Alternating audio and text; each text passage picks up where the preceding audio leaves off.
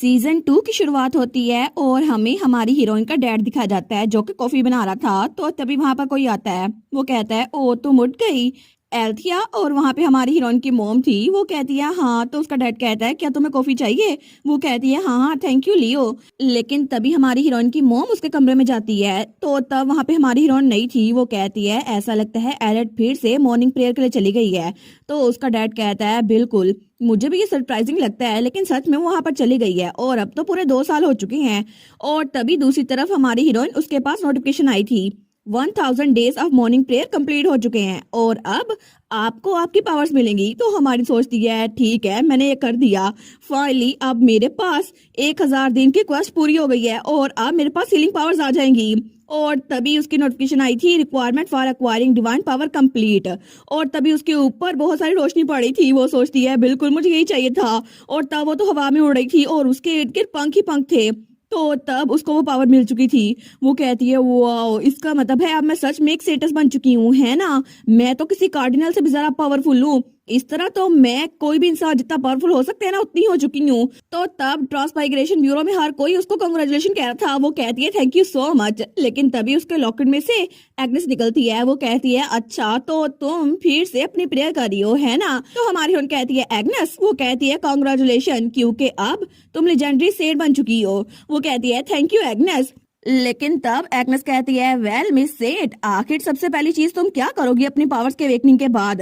तो हमारे कहती है ये करूंगी ना। और तब अपना बैग निकालती है और तभी अपने बैग में से हर चीज बाहर निकाली थी जिसमें सोने के सिक्के, जवाहरात और बहुत ज्यादा पोटलियां थी। तो एग्नेस कहती है क्या ये सारे के सारे पैसे इसके बारे में क्या? तो तब हमारी हीरोइन कहती है ये सारे के सारे पैसे मैंने 2 साल हर्ब्स और पोशन बेच के इकट्ठे किए हैं और अब मैं इनको इस्तेमाल करूंगी। ठीक है तो मैं इन सबको ऑफर करती हूँ। और तभी वो सारे के सारे सिक्के वो गायब हो रहे थे और उसकी ट्रांजैक्शन हो रही थी 1 बिलियन कैश कंप्लीट। तो तब वो सोचती है ठीक है मुझे ये सारा कुछ चाहिए। तो वहां पे आइटम शॉप ओपन हो गई थी। वो कहती है यहाँ से लेकर यहाँ तक मुझे हर एक चीज चाहिए। और वो तो बड़ी खुश हो गई थी कि मैंने शॉपिंग किया, कितनी मजेदार है। और तब वो तो बड़ी खुश थी। वो कहती है कभी ना कभी तो ये काम आ ही जाएंगे ना, बड़ा मजा आ रहा है। तो बेचारी एग्नेस, उसको पता नहीं था क्या हो रहा है, लेकिन फिर भी वो क्लैपिंग किए जा रही थी। तो हमारे सोचती है अब मेरे पास हीलिंग की पावर आ गई है, तो मेरे हाथ पे जो ट्रेनी की वजह से चोट लगी थी ना, मैं उसको ठीक करके देखती हूँ। तो तब वो कहती है हील। और तभी वो चोट वो ठीक हो रही थी क्योंकि उसकी बेसिक स्किल हील का लेवल 11 तक हो चुका था। तो तब एग्नेस कहती है ये तो तुम पहली बार हील कर रही हो ना, लेकिन ये तो बहुत प्रोफिशिएंट है। वो कहती है बिल्कुल कि मैं पहली बार हील कर रही हूँ, लेकिन फिर भी बेसिक हीलिंग वो भी 11 लेवल तक पहुंच चुकी थी। लेकिन तब वो सोचती है फिर भी कुछ ना कुछ करके मुझे अपनी हीलिंग स्किल को कंप्लीट करना होगा। तो वो कहती है ठीक है अब मैं इस स्किल को मास्टर करूंगी और तब मेरी हीलिंग एबिलिटी बहुत ज्यादा बढ़ जाएगी। तो पीछे से एग्नेस कहती है लेकिन तुम इसको मास्टर कैसे करोगी, किसी और पे तुम यूज कर नहीं सकती, तो क्या अपने आप को चोटें लगवाती रहोगी ताकि खुद को हील करो? वो कहती है ओ नो, इसके बारे में तो मैंने सोचा ही नहीं।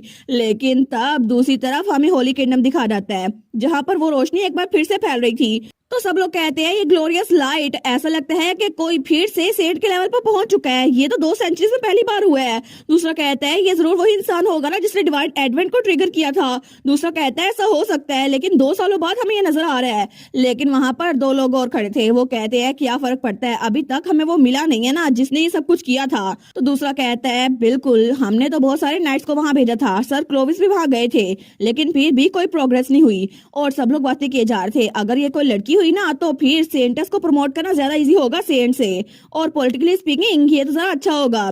लेकिन तभी पीछे कार्डिनल कार्टेलिया भी खड़ी हुई थी। तो तब उन सबकी बातें सुनती है, लेकिन तब वहां से पलटने लगती है। वो सोचती है ये लोग नहीं सुधरेंगे, अपने फायदे के लिए हर बार सेंटस को यूज करेंगे। लेकिन जैसे वो बाहर आई थी ना, कोई इसको कहता है योर होलीनेस कार्डिनल कार्टेलिया। वो कहती है ब्रदर थेस्लिट। और वहां पे हमारा थेस्लिट था जो कि खुद भी 12 साल का हो चुका था।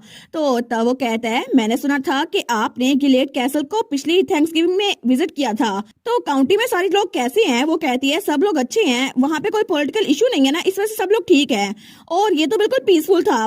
वो कहता है और सर्वेंट्स के बारे में क्या? तो कार्डिनल कहती है सर्वेंट्स।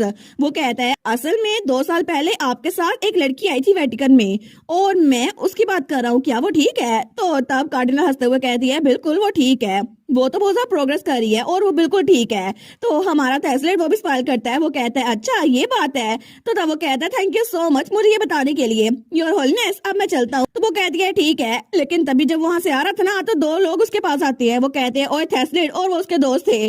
वो कहते हैं तुमने कार्डिनल से क्या बात की? दूसरा कहता है बिल्कुल, मैंने तो सुना था कार्डिनल कार्टेलिया वो तो स्टिग्मा बैरर के साथ बिल्कुल भी फ्रेंडली नहीं होती, लेकिन तुमने क्या बात की? तो हमारा हीरो कहता है मैंने तो उनसे एलेट के बारे में पूछा था।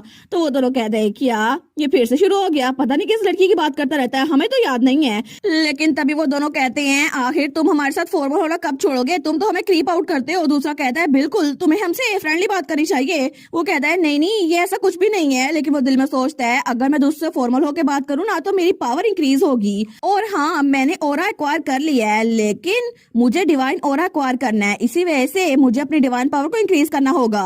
तो तब उसके दोस्त कहते हैं देखो अगर तुम हमारे साथ फॉर्मल बात करोगे ना तो हम तुम्हारे दोस्त नहीं रहेंगे। दूसरा कहता है ओए तुमने कहा था तुम थैसलेट के साथ दोस्त नहीं हो हेस्टियो। तो हेस्टियो कहता है शट अप, मैं बस उससे ये कह रहा हूँ कि हमारे साथ फॉर्मल ना हो। वो कहता है ठीक है, लेकिन थैसलेट स्माइल करता है। और तब वो लोग वहां से जा रहे थे, वो कहता है ठीक है हमारे साथ चलो और ठीक है एंजॉय करना। तो उनमें से कोई कहता है बाय द वे कि अभी भी तुम उस लड़की के बारे में बात कर रहे हो जो हमें टॉय मीनार में मिली थी, ऐसा नहीं है ना तुम उससे दोबारा मिल सकते हो? वैसे भी हमें तो वो लड़की याद भी नहीं है, पता नहीं कौन थी। तो हमारा थैसलेट कहता है नहीं मैं उससे जरूर मिलूंगा, हमने प्रॉमिस किया था कि हम एक दूसरे से जरूर मिलेंगे। तो तब वो दोनों एक दूसरे की तरफ देखते हैं और कहते हैं अच्छा अगर हम इसके बारे में बात कर ही रहे हैं तो हम जल्द ही वेटिकन सिटी से बाहर जाएंगे। तो हमारा थैसलेट कहता है वेटिकन से बाहर? वो कहता है बिल्कुल, मैंने सुना था हम मिशन के लिए भेजने वाले हैं, लेकिन अगर ऐसा हुआ तो मे भी हम अपने पुराने दोस्त से मिल सके। तो तब दूसरा स्माइल कर रहा था। तो हमारा हीरो वो सोचता है सच में हम यहाँ से निकल सकते हैं, है ना? तो उसके दोस्त ये बात करके अपनी बातें करना शुरू हो गए थे, लेकिन हमारा हीरो वो उनको जाते हुए देखते हैं और वो सोचता है अच्छा तो मैं भी अपने पुराने दोस्त से मिल सकता हूँ, मतलब मैं एलेट से मिल सकता हूँ, इसका मतलब है एलेट सच में मैं उससे मिल सकता हूँ। और वो तो बहुत ज्यादा खुश हो गया था। और तब दूसरी तरफ हमें हमारी एलेट दिखा जाती है जो कि अपने घर की सीढ़ियों पे बैठी हुई थी। तो तब उसके मोम और डैड किसी को कह रहे थे अपना ख्याल रखना ठीक है, और हमें लेटर भी लिखते रहना। तो वहां पे जो कोई भी था वो कहता है जी मैं प्रॉमिस करता हूँ मैं ऐसा ही करूंगा। और वो था हमारा प्रिंस, हमारी एलेट का भाई, और वो भी 14 साल का हो गया था और कितना ज्यादा हैंडसम हो गया था ना। तो वो कहता है अपना ख्याल रखिएगा मॉम डैड। तो तब हमारी वहीं पे बैठी थी, वो सोचती है ये कितना बड़ा हो गया है ना, सारे के सारे पोषण जो मैंने इसको पिलाए थे ना वो अच्छे रह गए हैं ना। प्रिंस ने आर्मी को ज्वाइन कर लिया, मेरा मतलब है कि उसको नाइट अकेडमी में एडमिशन मिल गया है। और नाइट अकेडमी तो पूरे एम्पायर की सबसे बड़ी अकेडमी है जहाँ पर हर कोई एडमिशन लेने के लिए मरा जाता है। लेकिन अच्छा हुआ ना मेरे भाई को वहाँ एडमिशन मिल गया और अब वो स्वॉर्ड मास्टर बनेगा। लेकिन तभी उसका भाई उसको देखता है तो वो कहता है एली क्या तुम मुझे बाय नहीं बोलोगी? तो हमारी ओर सोचती है लेकिन ये कितना सैड लग रहा है ना कि मैं उसको इतने साल तक देख नहीं पाऊंगी। तो वो कहती है प्रिंस मैं तुम्हें पोषण और पिल्स भेजती रहा करूंगी हर महीने, ठीक है उनको लेते रहना, और अगर तुम्हें कोई तंग करे तो मुझे लेटर में लिख देना, मैं उसका इंतजाम कर लूंगी। वो कहता है ठीक है मेरी बड़ी बहन ना बनो, तुम मुझसे छोटी हो, अगर कोई तुम्हें टफ टाइम देना तो मुझे भी बताना और लेडी बियांका का ख्याल रखना। लेकिन तभी पीछे बियांका का भाई लॉर्ड रोमडियो आ गया था। वो कहता है ओए प्रिंस अगर तुम यहाँ पे बातें करते रहे ना मैं तुम्हें छोड़ के चला जाऊंगा। तो तब हमारे कहती है सच में ये बदतमीज इसको एकेडमी में किसने दाखिल करवाया है, ये तो ग्रेजुएट होगा ही नहीं। तो प्रिंस कहता है नहीं इतनी मीन मत बनो, लॉर्ड रोमडियो ने खुद कहा था कि वो नाइट बनना चाहते हैं। और तब वो कहता है ठीक है अब बातें खत्म करते हैं और मैं चलता हूँ, अपना ख्याल रखना एली। तो हमारी हीरोइन उसको बाय कर रही थी, वो सोचती है ठीक है चलो देखते हैं कि ये स्टोरी में कैसे प्रोग्रेस करता है। लेकिन तब लॉर्ड रोमडियो वो कहता है तुम्हारी बहन मुझे घूर क्यों रही थी? तो हमारा प्रिंस उसको घूर के देखता है, वो कहता है मुझे घूरो मत, मैंने कुछ भी अजीब नहीं बोला। लेकिन तब हमारी ओर सोचती है सच में ऐसा लगता है कि इसके लिए भी लाइफ बहुत ज्यादा मुश्किल होने वाली है, लेकिन चलो मेरा भाई तो तरक्की करेगा ना। लेकिन उनको जाते देखकर हमारी हीरोइन की मॉम उसको देखती है और उसके पास आकर कहती है एलेट मुझे बताओ अगर तुम्हें भी नाइट एकेडमी में जाना है ना तो मैं उसके लिए पैसे इकट्ठे करूंगी और तुम्हें भी ट्रेन करूंगी, बस तुम मुझे बता दो क्योंकि मैं तुम्हारे फादर को भी मना लूंगी। वो कहती है नहीं मॉम ऐसा कुछ भी नहीं है और ना ही मुझे भाई से जलन हो रही है, असल में बात यह है कि मुझे ऐसा कुछ नहीं करना। और तब वो हमें बताती है मेरी मॉम और ग्रैंडपा वो तो हर साल थैंक्स गिविंग पे बहुत ज्यादा क्लोज होते जाते हैं और ग्रैंडपा भी पिछले साल यहाँ पर आए थे, बहुत ज्यादा मजा आया था। लेकिन तब वो कहती है मैं यहाँ पर गिलेट कैसल में ही अपने आप को ट्रेन कर लूंगी और इसीलिए मेरे पास और भी तो काम है ना यहाँ करने के लिए। इसके अलावा अगर प्रिंस यहाँ पर नहीं है तो क्या हुआ, बियांका तो यहीं पर है ना। लेकिन अगले ही दिन बियांका उसके पास आई थी, वो कहती है एली मैं कैपिटल छोड़ के जा रही हूँ। वो कहती है क्या क्या बात कर रही हो? तो हमारी हीरोइन की दोस्त कहती है बैंक्वेट सीजन वो स्टार्ट होने वाला है, इसीलिए मैं सोच रही थी कि अब मैं 13 साल की होने वाली हूँ तो मैं जाकर रॉयल फैमिली के साथ रहूं और शायद मुझे पता चल जाए वहां पे किसका इन्फ्लुएंस ज्यादा है। तो हमारी हीरोइन सोचती है मुझे याद आया, असल में जो नावल था ना infinite return to save the world, उसमें कुछ ऐसा ही था जहाँ पे प्रिंस और प्रिंसेसेस वो एक दूसरे के खिलाफ हो गए थे क्योंकि वहाँ रॉयल फैमिली ने एक दूसरे के खिलाफ ही हाथ छेड़ लिए थे। लेकिन आखिर मेरी प्यारी दोस्त वो इस सारे मसले में क्यों फंसेगी। तो बिया कहती है मैं 2 दिनों में जाने वाली हूँ, ठीक है, तो तब तक के लिए मैं वहीं पर रहूंगी और मुझे नहीं पता मुझे किसका साथ देना चाहिए। तो हमारी हम सोचती है आई गैस फिर भी इसको भी वहाँ बहुत सारे साल लगेंगे तो मैं अकेली रह जाऊंगी। तो तब वो बिया का हाथ पकड़ते हुए कहती है बिया मुझे तुम्हें कुछ बताना था, सबसे पहले फर्स्ट प्रिंस से बच के रहना, वो बहुत ही ज्यादा अजीब है, जितना वो दिखता है ना उससे भी ज्यादा चालाक है। उसके अलावा थर्ड प्रिंस वो तो अपने भाई के पीछे पागल है, उसकी बात मानेगा, और फर्स्ट प्रिंसेस बड़ी चालाक है, उससे भी बच के रहना। लेकिन तभी नोटिफिकेशन आई थी एडवोकेट ऑफ कॉन्फिडेंशियलिटी वो आपको घूर रहे हैं। तो हमारी सोचती है मैं ऐसा भी कुछ नहीं बता रही स्टोरी के बारे में। तो तभी वो उसको एक हेयर पिन देती है, वो कहती है ये लो तुम्हारे लिए गिफ्ट। वो कहती है सच में एली ये क्या है। तो हमारी कहती है ये हेड पीस है, ये मैं तुम्हें तुम्हारी बर्थडे पे देने वाली थी लेकिन चलो अभी दे देती हूँ, देखो मैं तुम्हारे सर पे लगाती हूँ। और तभी वो उसके सर पे लगा कहती है देखा हाई सोसाइटी में बड़ा यूजफुल होगा। लेकिन वो दिल में सोचती है ये तो मैंने अपने आइटम शॉप से खरीदा था, बहुत ज्यादा कीमती था। वो कहती है तुम पे ये अच्छा लग रहा है और वहां जाके बहुत सारे दोस्त बनाना, ठीक है। तो बिया वो कहती है ठीक है और तब स्माइल करती है, वो कहती है Ellie thank you so much, लेकिन मेरी इकलौती दोस्त हमेशा तुम ही रहोगी। तो हमारी वो सोचती है वाओ ये कितनी क्यूट लग रही है ना, क्या सच में कीमती आइटम्स ऐसा काम करते हैं। लेकिन तब वो कहती है ठीक है तुम्हें दोस्ती बनानी होगी और बाद में उन सबको मुझसे भी इंट्रोड्यूस करवाना। तो बिया कहती है ओके मैं ट्राई करूंगी। और तब बिया अपने घर वापस जा रही थी, लेकिन हमारी उन सोचती है आई गैस यहाँ पर चीजें बहुत ज्यादा क्वाइट डाउन हो जाएंगी, लेकिन अब मेरे पास ज्यादा तरीका है, मैं और ट्रेनिंग करूंगी और मैं कभी किसी से पीछे नहीं हटूंगी। और तभी वहां से जा रही थी, वो सोचती है ट्रेनिंग का और मौका, मैं और ट्रेनिंग करूंगी, आज तो और ज्यादा करूंगी। और थोड़ी देर बाद एग्नेस उसको ट्रेनिंग करवा रही थी, लेकिन दूसरी तरफ उसका भाई वो अकेडमी पहुंच चुका था। और थोड़ी देर बाद बिया वो भी कैपिटल जाने की तैयारी कर रही थी, लेकिन अगले दिन हमारी हीरोइन उसको बाय कर रही थी और उसके बाद वो अपने फादर के साथ हाउस पे काम कर रही थी। लेकिन इस तरह वो तो डंजर में जाके बड़ा काम करती थी। तो नोटिफिकेशन आई थी वो तो आपको देखकर भी थक गए हैं, जो सारे आपको देख रहे हैं। लेकिन तब वो फिर से ट्रेनिंग करना शुरू हो गई थी, वो सोचती है मैं पीछे नहीं हट सकती। और तब एग्नेस उसको पीछे से देख रही थी, लेकिन उसने बहुत ही ज्यादा प्रैक्टिस की थी और जब सारा कुछ हो गया था ना एंड पे उसने अपनी स्वॉर्ड आगे लहराई थी, लेकिन तभी उसकी स्वॉर्ड उसके अंदर से रोशनी निकलती है। तो तभी एग्नेस वहां आते हुए कहती है रिक्रूट एलिट मुबारक हो क्योंकि तुम अब एक ओरा यूजर बन चुकी हो। तो हमारी कहती है सच में एक ओरा यूजर, मतलब मैं अब सच में रियल स्वॉर्ड इस्तेमाल कर सकती हूँ, है ना। तो तभी नोटिफिकेशन आई थी अब आपके सिस्टम में अपडेट हो रहा है, कांग्रेचुलेशन आपको अपडेट के लिए। लेकिन तब एग्नेस कहती है सच में मुझे तो यकीन नहीं हो रहा कि मेरी रिक्रूट जो कि शुरू में सिर्फ 30 मिनट तक ट्रेनिंग कर पाती थी अब वो एक ओरा यूजर बन गई है।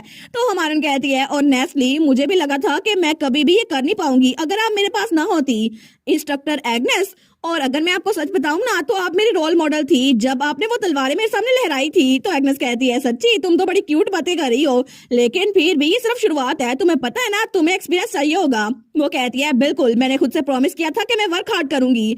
तो वो कहती है ठीक है लेकिन अभी थोड़ा सा ब्रेक ले सकती हूँ। एग्नेस कहती है बस अभी तुमसे वर्क हार्ड करना था और अभी तुमने ब्रेक ले लिया। लेकिन तभी नोटिफिकेशन आई थी आप एक स्वॉर्ड मास्टर बन चुकी हैं तो आपके लिए सिस्टम अपडेट हो रहा है। वो कहती है थैंक यू लॉर्ड वॉइस। लेकिन तभी पीछे से एग्नेस कहती है तुम फिर से अपनी इमेजिनरी दोस्तों से बात तो नहीं कर रही। वो कहती है नहीं वो इमेजिनरी नहीं है। तो एग्नेस कहती है ठीक है जो भी है, लेकिन मुझे ये बताओ कि अगर तुम्हें रियल वर्ल्ड का एक्सपीरियंस लेना है तो क्या तुम किसी डंजन में जाओगी या फिर कहीं और। तो हमारन कहती है हाँ ये बात तो है, लेकिन नोटिफिकेशन आई थी वो स्टार्ट शेप दी वर्ल्ड, उन्होंने आपकी तरफ हाथ हिलाया है। वो कहती है अच्छा, लेकिन तभी नोटिफिकेशन आई थी आप उस तरफ देखें सिस्टम की नोटिफिकेशन की तरफ। तो वहां पे नोटिफिकेशन आई थी आपके लिए एक नया कंटेंट है तो आप इसको देख सकती हैं। और तब वो अपडेट हो रहा था, वो कहती है क्या ये क्या है, लेकिन तभी वो तो खुश हो गई थी। वो कहती है एग्नेस मुझे लगता है अब हमें फिक्र करने की जरूरत नहीं है और ना ही किसी और डंजन में जाने की जरूरत है, क्योंकि मेरे पास अब अपना ट्रेनिंग ग्राउंड होगा जहां पे मैं बैटल स्किल की प्रैक्टिस कर सकती हूँ। और तभी उसके सामने एक टावर आ गया था जहां पे वो ट्रेनिंग कर सकती थी। लेकिन तब दूसरी तरफ वो कार्डिनल्स वो कहते हैं हम तो बहुत ज्यादा फ्रस्ट्रेटेड है, आखिर वो हमें सेंटेंस मिल क्यों नहीं रही, और आपको इस बारे में क्या लगता है सर क्लोविस, आप अभी तक उसको ढूंढ नहीं पाए। तो वहां पे एक ब्लॉन्ड बालों वाला लड़का खड़ा था, वो कहता है मुझे माफ कीजिएगा, ये मेरी गलती है, मैं पूरी कोशिश करूंगा। और वो कार्डिनल्स वहां से जा रहे थे, लेकिन उनके जाने के बाद वो सोचता है आखिर वो सेंटस पता नहीं कहाँ पर है, मुझे लगा था कि वो मर चुकी होगी क्योंकि 2 साल हो गए हैं, लेकिन अब अचानक से हमें फिर से उसकी एनर्जी फील हुई है। लेकिन फिर भी पिछली बार जब हमें उसकी एनर्जी डिटेक्ट हुई थी ना, उसके बाद उसकी प्रेजेंस अब ज्यादा नोटिसेबल हो गई है। पता नहीं, मुझे लगता है कि मुझे उसको ट्रैक डाउन करना ही होगा। तो तभी वहां पर कोई आता है, वो कहता है ब्रदर। तो तब वो लड़का वहां देखता है, वो कहते हैं अच्छा ये तुम हो क्या, तुम अपने मिशन से वापस आ गए।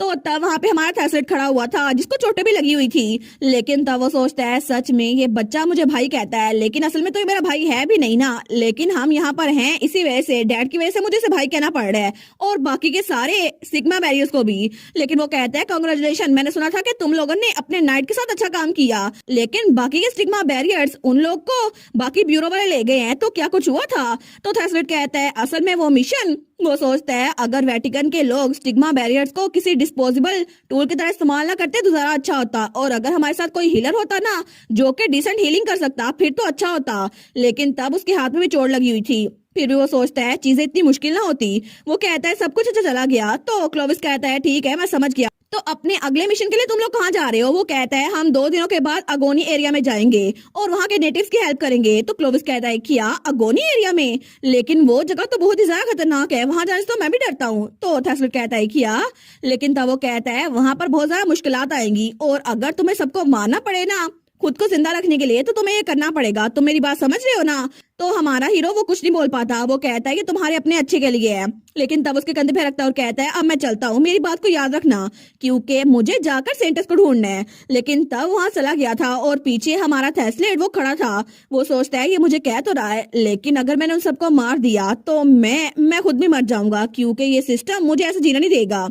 लेकिन दूसरी तरफ हमारी हीरोइन वो तो उस टावर में जाने के लिए बिल्कुल तैयार थी और अपनी जूते के तस्मे बांध रही थी, लेकिन तब उसने पूरी तैयारी कर ली थी। वो कहती है ऑल राइट मैंने पूरी तैयारी कर ली है, अब मैं चलती हूँ। तो एग्नेस कहती है ऐसा लगता है कि तुम्हारा ट्रेनिंग ग्राउंड वो किसी और जगह पे होगा, किसी और स्पेस में, बिल्कुल डंजन की तरह। वो कहती है बिल्कुल मुझे भी ऐसा लगता है। लेकिन तभी नोटिफिकेशन आई थी आर्किटेक्ट ऑफ स्काई स्क्रैपर, उन्होंने आपके लिए 300 फ्लोर बनाए हैं क्योंकि 100 फ्लोर आपके लिए काफी नहीं होंगे क्योंकि आप बहुत ज्यादा ओवर पावर है। वो कहती है आप तो बेस्ट है। लेकिन तभी एग्नेस कहती है एलेट मुझे लगता है अब तुम्हें असल तलवार यूज करनी चाहिए जो तुम्हारी मॉम ने तुम्हें दी थी। हमारी उन कहती है सच में मैं वो तलवार यूज कर सकती हूँ, लेकिन आपने कहा था कि मुझे वो यूज नहीं करनी चाहिए। वो कहती है पहले तो मैंने इसलिए कहा था ना क्योंकि तुम्हें ओरा नहीं मिला था, लेकिन अब तुम इसे इस्तेमाल कर सकती हो। तो हमारे उसको ढूंढने लग जाती है। वो कहती है ठीक है तो अब टाइम आ गया यूरोपा को यूज करने के लिए। और तभी वो टावर उसके सामने अपीयर होता है और हमारी हीरोइन वो पूरी तैयार थी।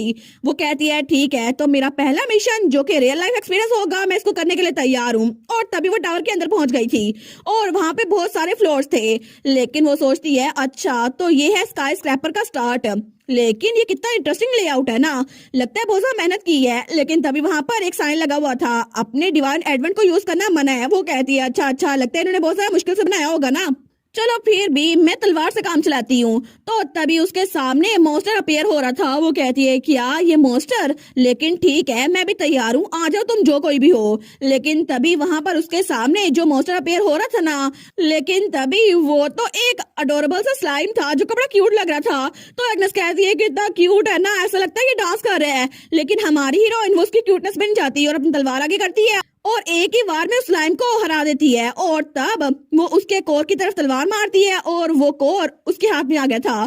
तो पीछे से एग्नेस कहती है तुम कितनी रूथलेस हो ना। वो कहती है थैंक यू कॉम्प्लीमेंट के लिए। लेकिन तभी जैसे उसने पहला मॉन्स्टर खत्म किया था ना, तो तभी वहां पर सेकंड फ्लोर की सीढ़ियां आ गई थी। हमारे कहती है ऐसा लगता है कि सेकंड फ्लोर पर दूसरा मॉन्स्टर होगा। ठीक है तो मैं उसके लिए भी तैयार हूँ, मैं वहां पर जाऊंगी। और सेकंड फ्लोर पर जो बॉस था ना वो था पॉइजनस मशरूम, और हमारी हीरोइन उसको देखती है और एक ही वार में उसके भी 2 टुकड़े कर देती है। लेकिन उसके बाद वो तीसरे फ्लोर पर गई थी जहाँ पे मैन ईटिंग कोई पौधा सा था, तो हमारे उसको भी खत्म कर देती है। चौथे फ्लोर पर एक ओगर था, तो तब थोड़ी देर बाद वो भी रेस्ट इन पीस हो गया था। लेकिन इसके बाद हमारी हीरोइन मुसलसल बहुत सारे फ्लोर्स पार करती है और 15वें फ्लोर पे पहुंच जाती है जहाँ पे बहुत सारे ज़ोंबीज थे।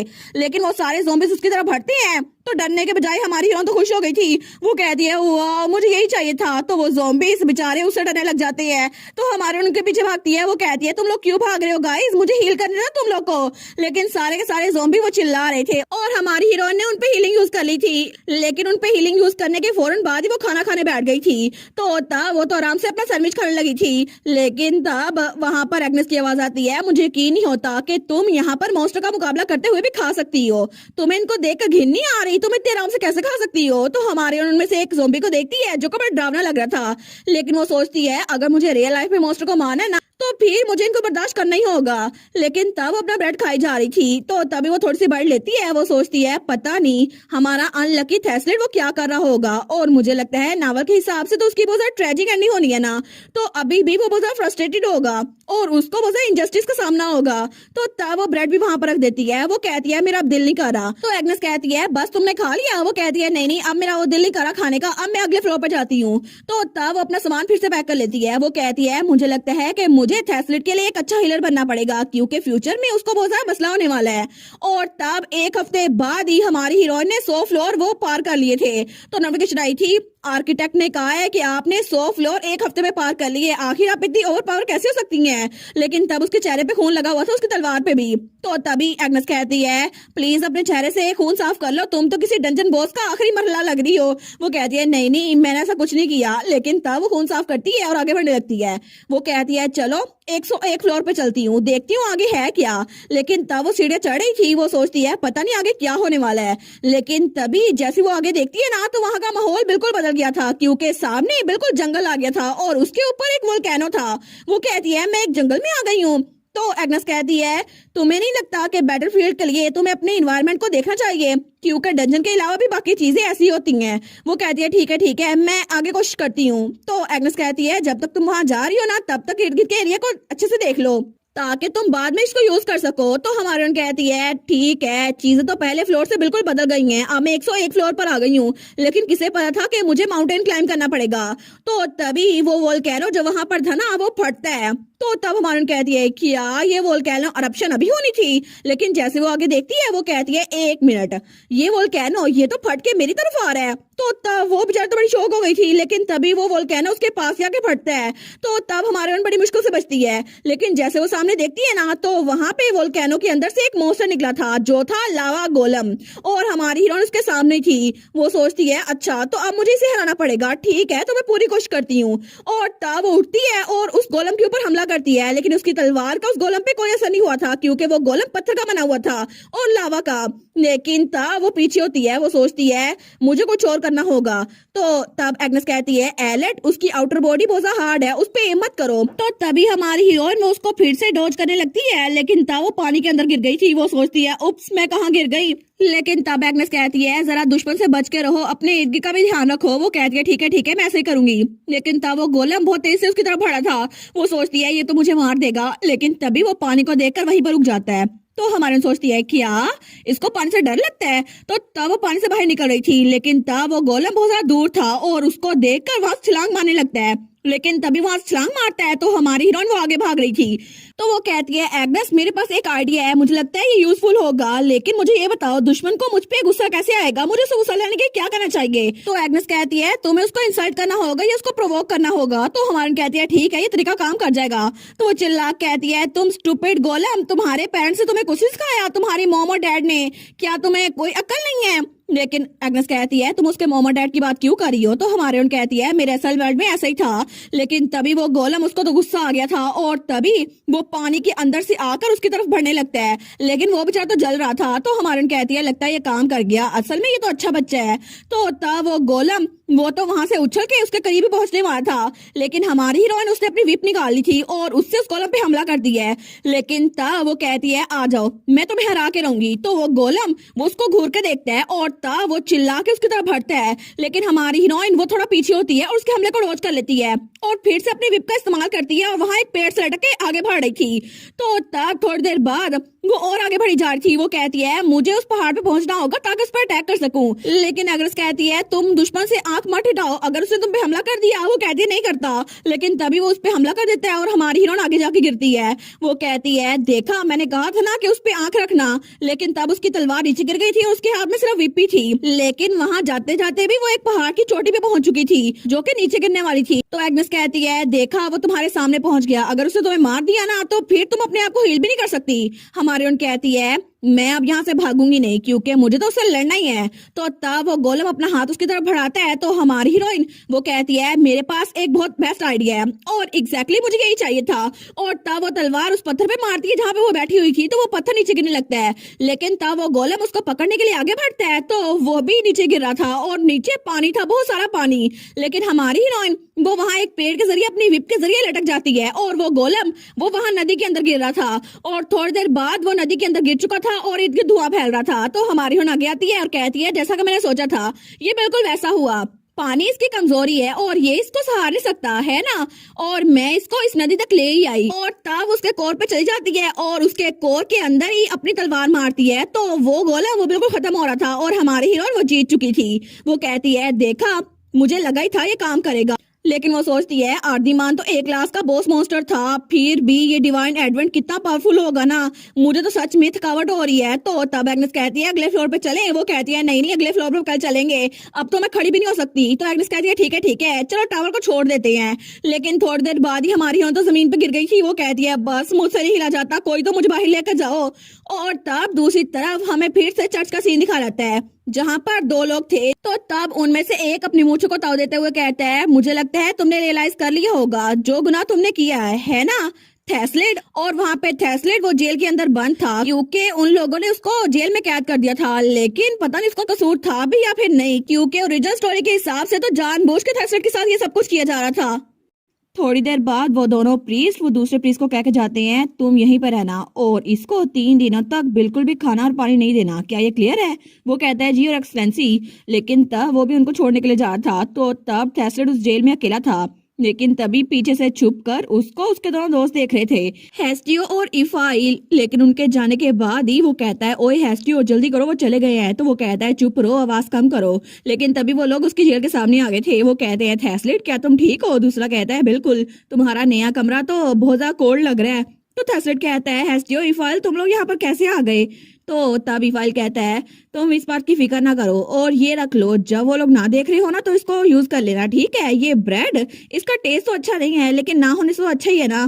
तो वो कहता है थैंक्स इफाइल। लेकिन तभी इफाइल कहता है फिर भी मुझे बताओ क्या सब कुछ ठीक है? तो हमारा थेस्लेट कहता है क्या मतलब? वो कहता है मेरा मतलब है कि वेटिकन वो तुम्हें एक्सक्यूज की वजह से पनिश किए जा रहा है, हालांकि पूरी सिटी में सबसे जाने तुमने ही बचाई हैं। तो थेस्लेट कहता है मैं ठीक हूँ। तो इफाइल कहता है देखा तुम तो हमेशा से ऐसे ही थे। लेकिन तभी हेस्टियो वहां से उसको देखता है। वो कहता है वेटिकन बस अपना गुस्सा तुम पे निकाल रहा है। तो हमारा हीरो कहता है क्या? तो हेस्टियो कहता है ये पहली बार नहीं है कि तुमने चर्च की गाइडलाइन को फॉलो नहीं किया, स्पेशली जब हेरेटिक्स को एग्जीक्यूट करने की बारी आती है। तो हमारा हीरो थोड़ा सा फ्लिंच करता है। तो हेस्टियो कहता है तुमने पहले भी बहुत सारे लोगों को मारने से मना कर दिया था, इसी वजह से वो लोग तुम्हारे पीछे पड़े हुए हैं, क्योंकि तुम ये बात जानते हो कि तुम इकलौता स्टिग्मा बैरियर हो जिसने अभी तक किसी हेरेटिक को मारा नहीं है ना? तो हमारा थेस्लेट कहता है हेस्टियो क्या तुम्हें लगता है कि वो लोग इवल है? तो हेस्टियो कहता है मुझे उनके बारे में नहीं पता, लेकिन वेटिकन ये बात जानना चाहती है कि तुम उन लोग के साथ हो या फिर नहीं, और वो लोग ये बात पता करके रहेंगे। तो हेस्टियो थोड़ा परेशान हो गया था,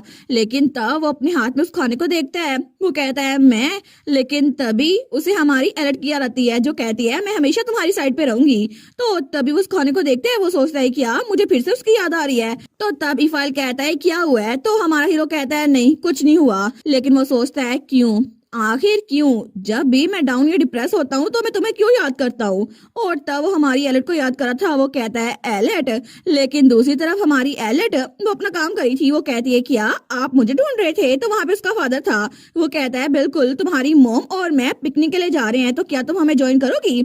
हमारी उन कहती है पिकनिक के लिए? नहीं डैड मुझे काम करना है और इसके अलावा आप लोग अपनी डेट खुद ही एंजॉय कीजिएगा। तो उसका डैड कहता है डेट?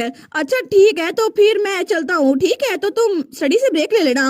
वो कहती है ओके। लेकिन तब उसका डैड चला जाता है। तो हमारी उन अपनी बुक बंद करती है और तभी वो उठती है और कहती है सिस्टम मुझे स्काई स्क्रैपर टावर तक ले जाओ। और तभी उसके सामने वो टावर आ चुका था और उसने अपनी तलवार भी पकड़ ली थी। तो तब आगे बढ़ने लगती है। वो सोचती है मैंने अपना सारा का सारा फोकस स्काई स्क्रैपर टावर की तरफ देना शुरू कर दिया है और अब तक तो मैंने आगे वाले फ्लोर भी पार कर लिए हैं, लेकिन 101 फ्लोर के बाद से बहुत ज्यादा मुश्किल हो गया था। कभी कभार तो मॉन्स्टर इतने ज्यादा डेंजरस होते थे कि मुझे पूरा पूरा दिन लग जाता था, लेकिन उसके बाद तो मॉन्स्टर और भी डेंजरस होना शुरू हो गए और मुझे 2 दिन लगना शुरू हो गए।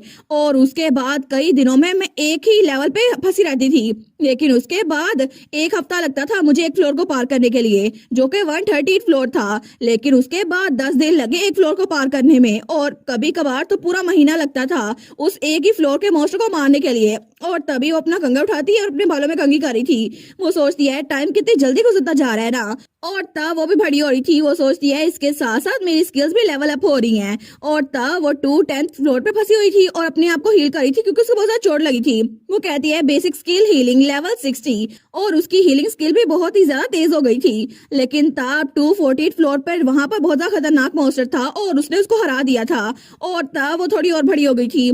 तो वो सोचती है मेरी स्वॉर्डमैनशिप तो किसी और एक्सपर्ट के बिल्कुल बराबर लगती है। लेकिन तभी कोई उसका हाथ पकड़ता है। वो थी एग्नेस, उसकी इंस्ट्रक्टर। तो वो सोचती है एग्नेस ने मुझे अब तो ऑफिशियली विप स्वॉर्ड की ट्रेनिंग देना शुरू कर दी है और इसीलिए अच्छा लग रहा है। लेकिन टाइम कितनी जल्दी गुजर गया ना। और 250 फ्लोर पर वो और बड़ी हो गई थी और अपने बालों को कंघी करने के लिए ब्रश उठाती है। लेकिन 255 फ्लोर तक तब वो फिर से अपने बालों को कंघी कर रही थी और इस तरह वो 265 फ्लोर पर पहुंच चुकी थी और तब अपने बालों को पोनीटेल में बंद करती है। लेकिन तब वो उस मॉन्स्टर को हराती है और वो था 275 फ्लोर। और तब हमारी एलेट वो एक अडल्ट बन चुकी थी। तो नोटिफिकेशन आई थी कांग्रेचुलेशन, आपने 275 फ्लोर के मॉन्स्टर को हरा दिया है, स्केलेटन डीमन ड्रैगन, और अब आपको उसकी बोन्स मिल जाएंगी। वो कहती है ऑल राइट। तो एग्नेस कहती है वेल डन एलेट, तुम्हारी ट्रेनिंग तो बहुत ज्यादा अच्छी चल रही है, मेरी एक्सपेक्टेशन से भी ज्यादा अच्छी। वो कहती है वेल मेरी अच्छी टीचर है ना इसीलिए। लेकिन तब वहां पे जो ड्रैगन था ना उसकी बोन्स थी। वो कहती है लगता है कि ये ड्रैगन ये तो बहुत ही ज्यादा पावरफुल है और वैसे भी मैं तो 265 फ्लोर से लेकर अब तक ड्रैगन बॉसेस को ही हराई जा रही हूँ और इसीलिए मुझे लगता है कि मुझे इसकी बोन्स को कलेक्ट करना होगा क्योंकि मैं इसको इस्तेमाल कर सकती हूँ ना। लेकिन वो कहती है मुझे यकीन नहीं हो रहा कि आपने एक ही डीमन बॉस को कॉपी किया है और उसको 10 फ्लोर पे कॉपी पेस्ट कर दी है। तो तभी नोटिफिकेशन आई थी आर्किटेक्ट वो अपना गला साफ कर रहे हैं। लेकिन तब वो सोचती है ठीक है चलो बोन्स को तो इकट्ठा करूँ ना, बोन्स तो मुझे जरूरी लगती हैं। तो तब थोड़ी देर बाद वो वापस से डंजन में आ गई थी जहां वो बियांका के साथ आई थी बचपन में। तो वहां पे ड्रैगन की बोन्स लेकर आई थी। वो कहती है टाड़ा मैं तुम लोग के लिए कुछ लेकर आई हूँ गाइस, मैं यहाँ पर हूँ। वो सोचती है मैं बहुत लंबे अरसे बाद डंजन में वापस आ रही हूँ ना। लेकिन जैसे वो सामने देखती है वो कहती है गाइस आखिर यहाँ पर हुआ क्या था। और वो मंजर देखकर बहुत ज्यादा हैरान रह गई थी क्योंकि वहां पर वो सारे के सारे स्केलेटन वो तो बिखरे पड़े थे या फिर जुड़े पड़े थे, उनकी हड्डियां टूट चुकी थी और दूसरे का भी यही हाल था। वो कहती है आखिर हुआ क्या है, कोई तो मुझे बताओ, क्या किसी ने तुम लोग को मारा है। तो वहां पे फायर डीमन था। वो कहता है फार्म बॉस ऐसा कुछ भी नहीं हुआ, असल में एगाफान और हियास दोनों काम कर रहे थे और दोनों को नाम भी दिए गए थे, लेकिन दोनों काम करते करते ओवरवर्क कर गए और उनकी बोन्स क्रैक हो गई। तो हमारे सोचती है क्या ओवरवर्क करने की वजह से, लेकिन तब वो उनको जोड़ रही थी। तो वो कहती है मैंने कहा था ना अपने आप को ज्यादा तंग ना करना, तुम लोगों ने ओवरवर्क किया और देखो तुम लोग की बोन्स फ्रैक्चर हो गई, लेकिन मुझे यकीन नहीं आता तुम लोग तो सच में स्केलेटन ही हो बस। तो तब वो कहती है वेल फिर भी अच्छी खबर है क्योंकि मेरे पास तुम लोग के लिए गिफ्ट है। तो वो बोन कहती है क्या, तो तभी वो उनको बोन्स दिखाती है जो कि बहुत ज्यादा पावरफुल डीमन ड्रैगन की बोन्स थी। तो तभी वो उनको तोड़ने मरोड़ने लगती है। तो पीछे से वो दोनों स्केलेटन वो तो पटिया बांध के खड़े थे। वो सोचती है मैं इनको इसके हिसाब से फिट कर दूंगी और तभी उसने नया आइटम बना लिया था। एक के लिए नया आर्म बनाया था और दूसरे के लिए हिप बोन बनाई थी। लेकिन तभी वो तो एफिशिएंटली काम करने लगे थे। तो फायर डीमन कहता है कितना इनक्रेडिबल है ना फार्म बॉस, ये तो डीमन ड्रैगन की पावर से भर गए हैं। तो हमारे कहती है अच्छा है ना ये काम कर रहे हैं। लेकिन तब वो बाकी से भी कहती है तुम लोग की हड्डियां टूटी है, तुम लोग को नए पार्ट्स चाहिए। तो वो स्केलेटन में खुश हो गए थे। वो कहती है ठीक है लाइन बना लो, मैं तुम लोग को फिक्स कर दूंगी, चलो जल्दी करते हैं देखते हैं ये कहाँ फिट होता है। लेकिन तभी पीछे से वो फायर डीमन कहता है by the way farm boss क्या आपके पास मेरे लिए कोई गिफ्ट नहीं है। तो हमारे सोचती है क्या इसके लिए कोई गिफ्ट, मैं तो सोचा ही नहीं। लेकिन तभी वो अपने बैग से कोई चीज निकालती है और कहती है ये देखो मेरे पास तुम्हारे लिए दिल है, टाड़ा गैस करो ये क्या चीज है। लेकिन तो वो डीमन तो बड़ा खुश हो गया था। वो कहता है ये तो फायर ड्रैगन का दिल है ना। तो हमारे सोचती है इसके बारे में तो मैं भूल ही गई थी। लेकिन तब वो डीमन थोड़ा खुश हो गया था। वो कहता है वाओ वाओ, आप मेरे लिए ये गिफ्ट लेकर आई। सच में अगर मैंने इसको कंज्यूम किया मैं तो बहुत ज्यादा पावरफुल बन जाऊंगा। और तब वो तो उछलता है और बहुत ज्यादा फैल जाता है। वो कहता है सच में मुझे तो आप बड़ी पसंद है फार्म बॉस। लेकिन हमारी हीरोइन जब उसको देखती है ना तो वो उसके हाथ में रखे उस दिल के अंदर आता है। लेकिन तभी वो उस दिल को खा रहा था। लेकिन तब हमारी हीरोइन कहती है तुम्हें क्या हुआ है, तुम तो इर्द के धुआं धुआं बन गए हो, तुम अपने आप को ओवर वर्क तो नहीं कर रहे। लेकिन तभी वो फायर डीमन वो तो नीचे गिर गया था। वो कहता है नहीं मुझे लगता है मुझे नींद आ रही है। हमारी कहती है लगता है कि ओवर ईट हो गया तुमसे। तो तब वो कहता है ठीक है मैं सो रहा हूँ, मैं बाद में आपसे बात करता हूँ। और उसके बाद वो बेहोश हो चुका था। लेकिन थोड़ी देर बाद जब हमारी हीरोइन कमरे में वापस आई थी ना, वो सोचती है मैंने फार्म को चेक कर लिया और स्केलेटन फार्मर्स को भी बिल्कुल ठीक कर दिया है, तो मुझे लगता है मुझे अल्केमी को स्टडी करना चाहिए। लेकिन तभी दरवाजा खुलता है और उसका डैड आता है। वो कहता है एलेट क्या तुम वापस आ गई, जरा आके देखो ना कि तुमसे विजिट करने के लिए कौन आया है। तो हमारी हीरोइन कहती है क्या कौन आया है। लेकिन तभी उसकी तरफ कोई भाड़ा था। वो कहती है ओ सच में तुम वापस आ गए। और वहां पे उसका भाई था प्रिंस, जो कि बड़ा होके तो बहुत ही ज्यादा हैंडसम लग रहा था। और ये तो मुझे थैसलेट से भी ज्यादा हैंडसम लगता है। मुझे लगता है कि इसको मेल लीड होना चाहिए था, थैसलेट को नहीं, जितना ये हैंडसम है। लेकिन तब वो कहता है हे एली मैं वापस आ गया। और तब थोड़ी देर बाद वो लोग बाहर अपनी स्वॉर्डमैनशिप की प्रैक्टिस कर रहे थे। लेकिन तभी किसी की तलवार उड़ती है और जमीन पे गिर जाती है और वो उसके भाई की तलवार थी। वो कहता है तुमने तो सच में बहुत ज्यादा मेहनत की है, तुम्हें तो हराना बिल्कुल इम्पॉसिबल लगता है एली। ऐसा लगता है कि तुम पूरे कॉन्टिनेंट की सबसे फाइनेस्ट स्वॉर्ड मास्टर हो। तो हमारी कहती है तुम तो मुझसे हारी जा रहे हो, हालांकि मैं तुमसे छोटी हूँ। लगता है कि नाइट अकेडमी में तुम ट्रेनिंग नहीं करते। तो प्रिंस तलवार उठाते हुए कहता है बस कर दो, तुम मुझे एम्बैरस कर रही हो। लेकिन तब वो कहता है बाय द वे क्या तुमने सुना कि यहाँ पर होली किंगडम में एक बहुत ज्यादा हाईली स्किल्ड स्वॉर्डमैन आया है। तो हमारी कहती है होली किंगडम में। वो कहता है बिल्कुल, लेकिन शायद तुम्हें याद नहीं होगा बहुत साल पहले जब तुम छोटी थी ना तब तुमने उसकी जान बचाई थी। उसका नाम था थैसलेट आर्जेंटा। तो हमारी सोचती है क्या थैसलेट। लेकिन तब वो लोग वहां बैठ गए थे। तो वो कहता है रिसेंटली मैंने सुना है कि एक एस क्लास का डंजन ओपन हुआ था, लेकिन फॉर्चुनेटली वेटिकन के रेडर्स वहां पर गए थे और वहां पर तो बहुत ज्यादा तबाही मच रही थी। लेकिन वो डंजन तो बहुत ज्यादा खतरनाक था, वहां पर तो बिल्कुल सब कुछ खत्म होने वाला था। लेकिन अचानक वहां पर कोई आया, वो था थैसलेट आर्जेंटा। और उसकी आने की वजह से सब कुछ ठीक हो गया। उसने अपनी तलवार वहां पे फेंकी जिसके अंदर डिवाइन पावर थी और उसने उस फोर्ट्रेस को बिल्कुल तबाह कर दिया। तो हमारे सोचती है सच में थैसलेट के पास इतनी पावर तो होगी, अब तो वो बहुत स्ट्रॉन्ग हो गया होगा, है ना, बिल्कुल जैसे नावल में था। लेकिन इसी वजह से तो वो अपने नावल का मेन लीड था। तो हमारी हीरोइन बड़बड़ाते हुए कहती है वो तो बिल्कुल एक हीरो है। तो उसका भाई कहता है क्या। लेकिन तब वो कहता है मगर बात यह है कि कोई भी उसको हीरो की तरह ट्रीट नहीं करता तुम्हारे अलावा। वो कहती है लेकिन क्यों। तो प्रिंस कहता है क्योंकि उसने जो फोर्ट्रेस उसको तबाह किया था ना उसके फ्रैगमेंट पूरी सिटी पे गिरे थे, लेकिन किसी को चोट नहीं आई। फिर भी मर्चेंट और बाकी लोग कंपनसेशन मांग रहे थे और इसी वजह से सबने कहा कि प्रॉपर्टी का डैमेज हुआ है और वही भरे।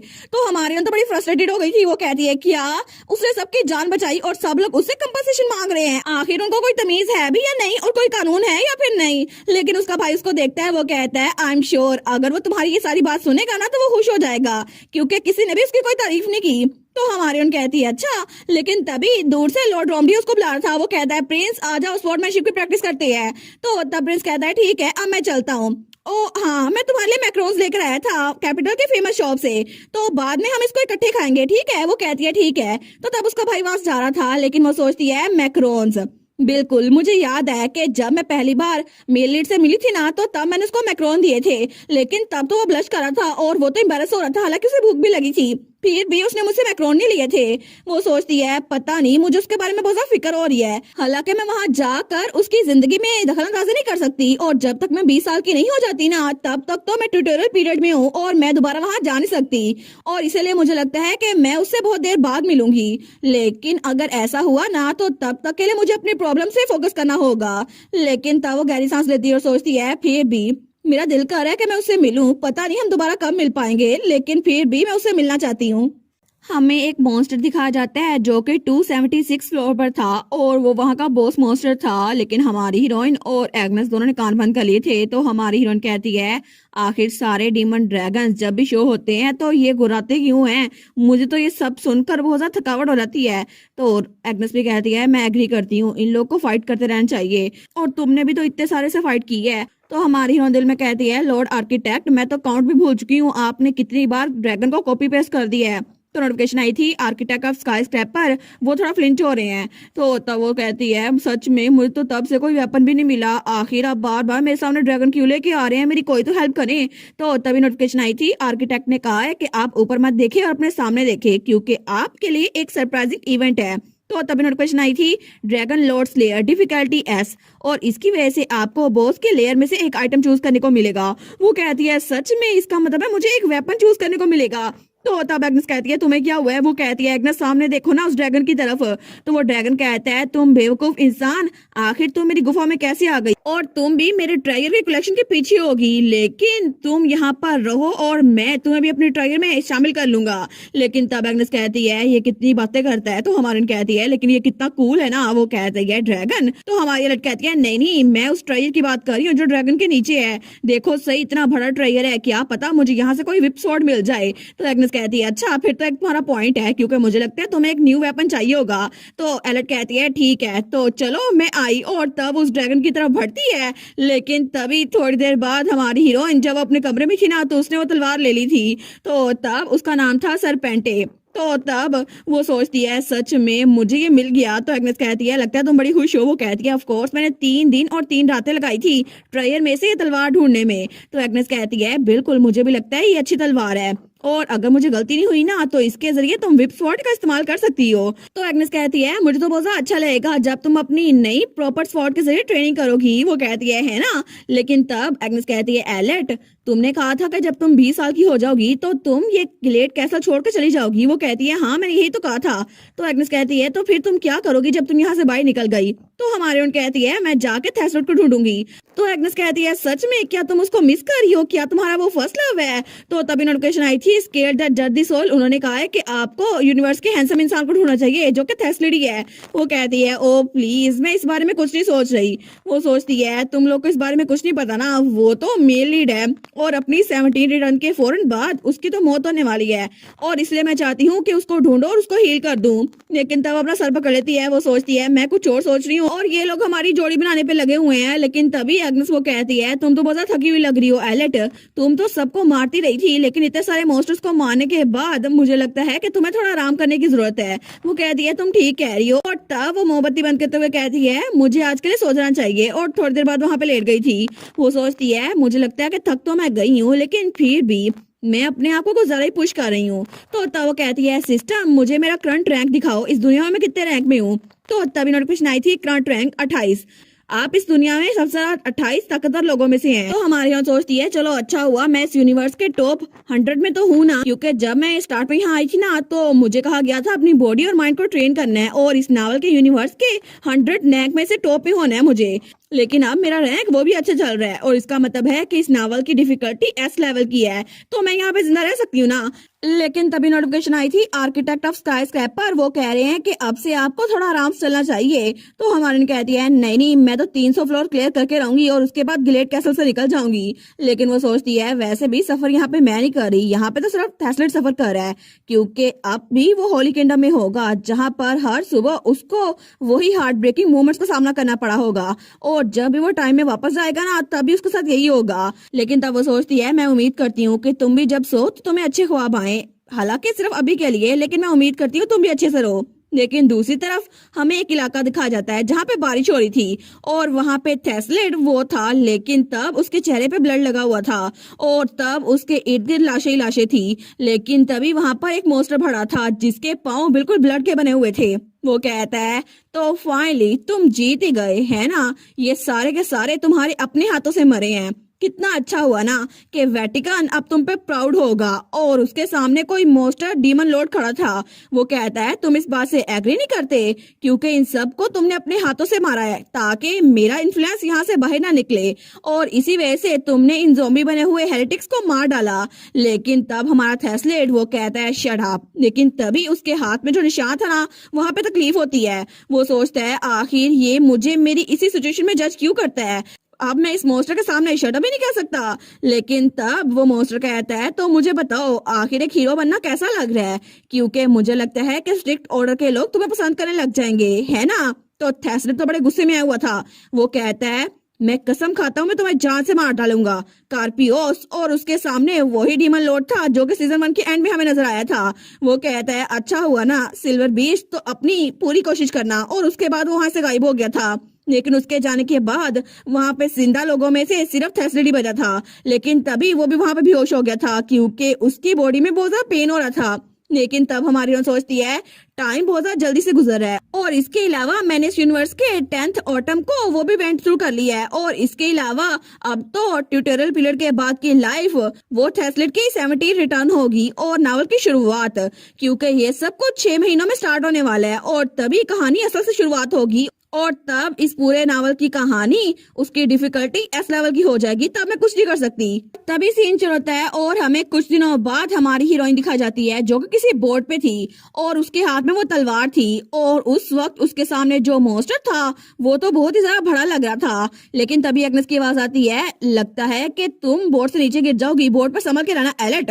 वो कहती है फिक्र ना करो एग्नेस, मैंने खड़े होने की बहुत सालों से प्रैक्टिस की है, इसी वजह से मैं नीचे नहीं गिरूंगी। और अभी भी मेरे सामने जो बॉस है ना वो तो बिल्कुल एक मरमेड लगती है, लेकिन मेरे मुकाबले में ये तो बहुत ही ज्यादा बड़ी है। और वहां पे जो मरमेड थी वो तो पूरे समुद्र में फैली हुई थी, लेकिन हमारी एलेट तो उसके सामने बिल्कुल छोटी सी लग रही थी। तो हमारी सोचती है ये है वाउंडेड सील जो कि देखने में तो एक प्रिटी मरमेड लगती है, लेकिन इसकी बॉडी नीचे से बिल्कुल किसी सांप की तरह है। और तभी वो मरमेड अपनी टेल से उस पर अटैक करती है। तो हमारी हीरोइन उसकी बोट नीचे गिर रही थी, वो सोचती है अच्छा हुआ ना मैंने अपनी बोट पे पहले ही फ्लिप रेजिस्टेंट डिग्निटी कायम की हुई है जिसकी वजह से ये नीचे नहीं गिर रही। लेकिन तभी हमारी हीरोइन उस पे वार करने के लिए आगे बढ़ती है और अपनी तलवार से उस पे वार करती है। तो तब वो मरमेड वो सोचती है शायद ये मेरी टेल पे वार करने वाली है, लेकिन तभी हमारी हीरोइन अपनी व्हिप स्वॉर्ड को यूज करती है और तब उसके बाजू के जरिए होते हुए उसकी गर्दन तक आ गई थी और उसने वहां पे वार किया था।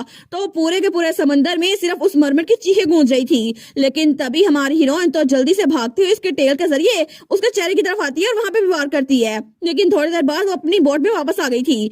तो तब एग्नेस कहती है एलेट जरा संभल के, और पीछे वो मरमेड उसकी बोट की तरफ अपनी टेल मारती है। तो हमारी हीरोइन की पूरी बोट वो टूट चुकी थी, लेकिन हमारी हीरोइन बड़ी मुश्किल से जिंदा बची थी और एक लकड़ी का सहारा लेती है। तो एग्नेस कहती है एलेट तुम ठीक तो हो ना? तो हमारी हीरोइन कहती है मैं ठीक हूँ, लेकिन मुझे लगता है कि अब मैं तो अपनी डिवाइन एडवांस भी यूज नहीं कर सकती, लेकिन इसके अलावा भी तो एक स्किल है ना, मैं वो यूज कर सकती हूँ। तो एग्नेस कहती है कि हम स्टार्ट शुरू करें एलेट? वो कहती है नहीं मैं ऐसे ही चलूंगी। तो एग्नेस कहती है सच में? लेकिन तुम्हें तैयार रहना होगा क्योंकि वाउंडेड सील अपनी वो वाली स्किल यूज करने वाली है। और तभी वो मरमेड वो अपना गला पकड़ती है और तभी वो अपनी स्किल यूज करने लगती है, लेकिन तभी वो बहुत ज्यादा जोर से चिल्लाती है। लेकिन उसके चिल्लाने की वजह से वहाँ वार्निंग आ गई थी क्योंकि उसके पीछे सारा का सारा समुद्र का पानी वो बहुत ही ज्यादा बड़ा था, उस मरमेड से भी ज्यादा बड़ा। लेकिन हमारी उसको देखती है, वो सोचती है अब तो मैं बिल्कुल नहीं बचूंगी। लेकिन तभी वो मरमेड वो सोचती है चलो इसका काम तमाम हो गया।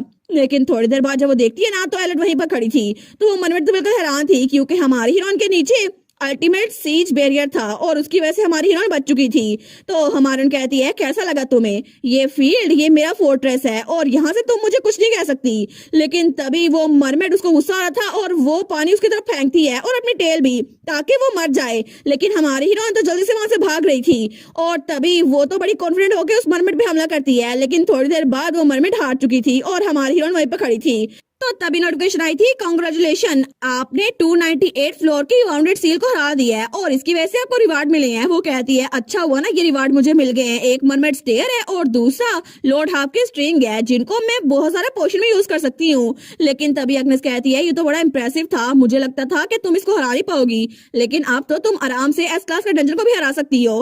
वो कहती है अच्छा लगा ना? लेकिन वो सोचती है इसके अलावा मेरे पास जो सारी स्किल्स है ना उसकी वजह से तो मैं टैंक, डीपीएस, हीलर और स्पॉटर सारा कुछ खुद ही बन सकती हूँ और मैं एक ट्रांसमाइग्रेटर हूँ ना इसी वजह से। लेकिन तभी नोटिफिकेशन आई थी आर्किटेक्ट ऑफ स्काईस्क्रैपर ने कहा है कि आप बहुत ज्यादा थक गई होंगी ना तो 1 महीने बाद अगले स्टेप पे जाइएगा। वो कहती है नहीं मैं क्यों जाऊंगी? तो तभी नोटिफिकेशन आई थी आर्किटेक्ट ने कहा है कि आप पूरी दुनिया में 7वीं स्ट्रॉन्गेस्ट इंसान है तो आप थोड़ा सा आराम कर लें। लेकिन हमारे उन कहती है क्या हुआ है, क्या आप कुछ छुपा रहे हैं लॉर्ड आर्किटेक्ट? तो नोटिफिकेशन आई थी नहीं मैं क्या छुपाऊंगा। तो हमारी कहती है फिर मेरे पास कोई चॉइस नहीं है, मैं अगले फ्लोर पे चलती हूँ। लेकिन तभी उसके सामने अगला फ्लोर वो थोड़ा सा ग्लिच कर रहा था।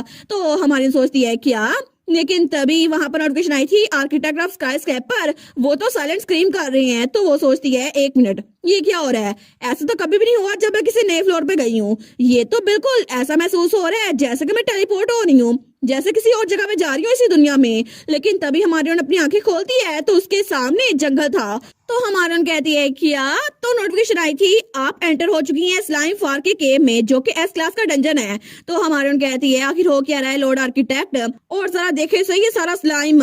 मुझे लगा था ये 299 फ्लोर होगा, लेकिन मुझे लगता है आपने मुझे किसी डंजन में भेज दिया है। तो नोटिफिकेशन आई थी आर्किटेक्ट ऑफ स्काई सेपर ने कहा है कि आप इतनी जल्दी पार करी थी ना, मेरे पास 299 फ्लोर बनाने का टाइम ही नहीं था, इसी वजह से आप एक एस क्लास के डंजन में आ गई हैं जो कि इस दुनिया के अंदर है। वो सोचती है अच्छा जरा मुझे सोचने दे कि आपके बारे में क्या खबर छपेगी कि स्काई सेपर ऑफ सफरिंग जो कि 7 सालों से बिल्ड और अपडेट कर रहे हैं ना, ऐसा लगता है उनका पूरा टावर इनकम्प्लीट था। तो तब नोटिफिकेशन आई थी ऐसा होगा तो मैं बहुत बड़ी मुसीबत में फंस जाऊंगा ना, तो प्लीज कुछ करो, मैं तुम्हारे लिए कुछ और करूंगा। लेकिन तब वो सोचती है अच्छा। तो तभी नोटिफिकेशन आई थी आर्किटेक्ट ऑफ स्काई स्क्रैपर, उन्होंने कहा है कि तुमने 7 सालों में 300 फ्लोर पार कर लिया, मैं क्या ही करता। इसके अलावा मैं तो सीक्रेटली लेवल्स को पैच भी कर रहा था ताकि बॉसेस और स्ट्रॉन्गर बन सके। तो हमारे उन कहती है अच्छा आप सीक्रेटली लेवल्स को पैच भी कर रहे थे, आखिर क्या हॉटलाइन बनेगी अखबार में। तो नोटिफिकेशन आई थी आर्किटेक्ट ने कहा है कि मैं अपना मुंह बंद ही रखता हूँ। लेकिन तब वो सोचती है ठीक है अच्छा तो मैं इसको सीक्रेट रखूंगी, बाकी किसी को पता नहीं चलेगा। तो उसकी वजह से क्या मैं यहाँ से आउट का रास्ता ढूंढूं और जगह को छोड़ के चली जाऊं। तो नोटिफिकेशन आई थी जी जी बिल्कुल आप ऐसा कर सकती हैं। तो तब वो आगे बढ़ी थी, वो कहती है ठीक है चलो मैं ढूंढती हूँ कि इसका एग्जिट कहाँ पर है। लेकिन टावर में चाहे एक बॉस कितना मर्जी चैलेंजिंग क्यों ना हो, लेकिन एक बार अगर मैं फेल हो गई तो बार बार वहां जा सकती हूँ और मुझे कोई खतरा नहीं था। लेकिन यहाँ पे अगर मुझे चोट पहुंची तो फिर मेरे लिए थोड़ी मुश्किल हो जाएगी। लेकिन तब वो कहती है कि यार नो डिवाइन एडवर्ट यहाँ पे भी रूल ये वाला लागू होगा। तो नोटिफिकेशन आई थी ये रूल अभी भी प्लेस में है। लेकिन थोड़ी देर बाद वो तो थक के बैठ गई थी और उसके सामने मैप था। वो कहती है मेरी टांगें दर्द करने लग गई हैं, मुझे लगता है कि यहाँ पे सिर्फ गेट्स मार्क किए हुए हैं और इसके अलावा डंजन से बाहर निकलने का तरीका है नहीं, या फिर मुझे नावल में देखना चाहिए ना। तो तब वो कहती है सिस्टर मेरे सामने अल्टीमेट लाइब्रेरी लेकर आओ। और तभी उसके सामने मेन्यू खुल चुका था अल्टीमेट लाइब्रेरी का। तो तभी वो बुक निकालती है जिसके अंदर वो टेलीपोर्ट होके आई थी। तो तभी वहां पर बुक मार्क था स्लाइम फार्म केव। तो तभी उसको वो मिल भी गया था। वो कहती है चलो अच्छा हुआ ना, लेकिन वहां पर लिखा हुआ था लॉर्ड रेवन जो कि ड्यूक वेलेंस्टाइन के बेटे हैं। वो तो एक ऐसा इंसान है जो मेल लीड से सिर्फ गुजारे की तरह बात करता था और उसको इतना पसंद नहीं करता था, लेकिन उसके लीग फर्स्ट प्रिंस ने उसको जानबूझ के भेजा ताकि मेल लीड से लड़े और बाद में उसकी मेल लीड से दोस्ती हो गई और इसी वजह से उसने मेल लीड के साथ दोस्ती करने की कसम खा ली। और इसी वजह से सबको लगा था कि ऑथर ने कोई तो हैप्पी एंडिंग की है, किसी को तो हैप्पी एंडिंग हो रही है। लेकिन उसके थोड़ी देर बाद ही वो मर गया क्योंकि मेल लीड की आंखों के सामने उसकी दोस्त की मौत हुई थी। तो हमारे सोचती है क्या इतना रैपिड डाउनफॉल, आखिर ऐसा कैसे हो सकता है, ये तो बहुत पेनफुल ट्विस्ट था। लेकिन तभी वो आगे बढ़ती है और कहती है अरे मुझे याद आया ये डंजन, इसमें तो बॉस को मारने का तरीका भी लिखा है। तो नोटिफिकेशन आई थी आप बॉस को नहीं मार सकती, ये इंसानों का काम है आपका नहीं। तो हमारे कहती है ठीक है मैं बॉस को नहीं मारूंगी, लेकिन अगर यहाँ से ही बॉस छत फाड़ के नीचे गिर गया तो क्या मैं उसको मार सकती हूँ। लेकिन तभी उसकी जुबान काम कर गई थी और तभी वहां पे धमाका होता है और छत से कोई गिरने लगता है। वो कहती है कि वो तो पत्थर के बीच छुप गई थी। वो कहती है सीरियसली, लेकिन तभी जो वहां पर देखती है ना वो कहती है 1 मिनट ये सब तो लोग हैं। तो तभी वहां पर एक आदमी था, वो कहता है सब लोग मेरे पीछे रहो, कुछ तो ऊपर से आ रहा है। और तभी वहां से एक मॉन्स्टर आता है, लेकिन उसके यहाँ आने से पहले ही वो आदमी वो ओरा मास्टर था और अपनी तलवार से उस मॉन्स्टर को भगाने लगता है। तो हमारी सोचती है वाओ ये तो अच्छा लग रहा है, लगता है ये भी ओरा यूजर है। तो वो मॉन्स्टर डरता डरता वहां से भाग जाता है। तो वो आदमी कहता है वो चला गया, क्या सब लोग ठीक हैं? तो तब वहां पे 2 लोग गिरे हुए थे। वो कहता है जी हम ठीक है आपकी वजह से। दूसरा कहता है ऊपर सब लोग, क्या आप लोग भी ठीक है? तो ऊपर भी 3 लोग थे। वो कहते हैं हाँ हम अनहर्ट हैं। वो कहता है ठीक है मैं लेविटेशन स्पेल यूज करता हूँ, तुम लोग नीचे आ जाओ। तो नोटिफिकेशन आई थी आर्किटेक्ट ऑफ स्काई स्क्रैपर ने कहा है कि आप उनकी तरफ ना देखें और एग्जिट ढूंढें। तो हमारे उन कहती है लेकिन ये सारे लोग ये तो बुरे हालात में लग रहे हैं। तो तभी एग्नेस भी वहां पर आ गई थी। वो कहती है मैं भी एग्री करती हूँ, मुझे लगता है कि ये सारे सिर्फ बी क्लास का डंजन पार कर सकते हैं, ये तो एस क्लास है और यहाँ पे जो इतने सारे हैं उनमें तो बच्चे भी हैं, लेकिन क्या ये लोग पार कर लेंगे? तो हमारे उन कहती है अच्छा एग्नेस मुझे क्या करना चाहिए? वो कहती है मुझे लगता है कि इनमें से एक अकेडमी के यूनिफॉर्म वाला है, तो शायद ये अकेडमी से पास आउट होके आया होगा, लेकिन ये सबको प्रोटेक्ट नहीं कर सकता। तो नोटिफिकेशन आई थी आर्किटेक्ट ने कहा है कि अपना काम करें और दूसरों के मामले में दखलंदाजी ना करें। तो तभी वहां पर कोई प्रीस्ट था। वो कहता है माय गुडनेस, आखिर तुम लोग अपने आप को डंजन रेडर कैसे कह सकते हो? ओए रेडर के कैप्टन मेरी तरफ देखो, आखिर मेरे जैसे हीलर को वेटिकन से बुलाने का क्या फायदा जब तुम लोग मुझे मॉन्स्टर के सामने फेंक के आ जाओगे। तो तो वहां पे वो लड़की बड़ी जख्मी थी। वो कहती है ये सब कुछ इसी वजह से हुआ क्योंकि आपने डंजन बॉस को जगाया था फादर जोकम। तो दूसरा कहता है बिल्कुल, ये डंजन हमें अलाउ करता कि हम अपने रिसोर्सेज लें और आराम से चले जाएं, लेकिन आपकी वजह से वो मोस्टर जाग गया और हमारे पीछे पड़ गया। तो वो प्रीस्ट चिल्ला कहता है फिर मेरी गलती है, मैं यहाँ पर तुम लोग को हील कर सकता हूँ, तो यहाँ पे मुझसे काबिल कोई भी नहीं है, तो क्या तुम लोग मेरे साथ बदतमीजी करोगे? वो कहते हैं नहीं, हम आपके साथ ऐसा कुछ नहीं करेंगे प्लीज फादर। लेकिन वो तो चिल्लाई जा रहा था। तो पीछे से एग्नेस को बड़ा गुस्सा आता था। वो कहती है ये तो बहुत ज्यादा बदतमीज लग रहा है, ऐसा लगता है कि हीलर की शॉर्टेज को अपने फायदे के लिए इस्तेमाल कर रहा है। तो हमारी हीरोइन भी कहती है वाह ये तो विलन है। तो वो प्रीस्ट कहता है क्या तुम लोग चाहते हो कि मुझे इस डंजन से बाहर निकाल दो? ठीक है कैप्टन, तो फिर मुझे यहाँ से सही से बाहर निकालो, बिल्कुल तंदुरुस्त करके, क्योंकि अगर मुझे कुछ भी हुआ ना तो मैं किसी को हील नहीं करूंगा। और इसके अलावा तुम लोगों ने अपने साथ 2 एक्स्ट्रा डेड वेट भी ले लिए हैं, ये बच्ची और वो लड़का जो कि किसी काम का नहीं है, और 2 नहीं यहाँ पे तो 3 लोग हैं। और तभी वो पीछे हमारी अलग की तरफ इशारा करते हुए कहता है वो देखो वो लड़की वहाँ छुप के बैठी हुई है, क्या तुम भी यहाँ पर आ रही हो ताकि हम तुम्हें बचा लें? तुम अपने आप को समझती क्या हो? तो हमारी अलग कहती है क्या मैं?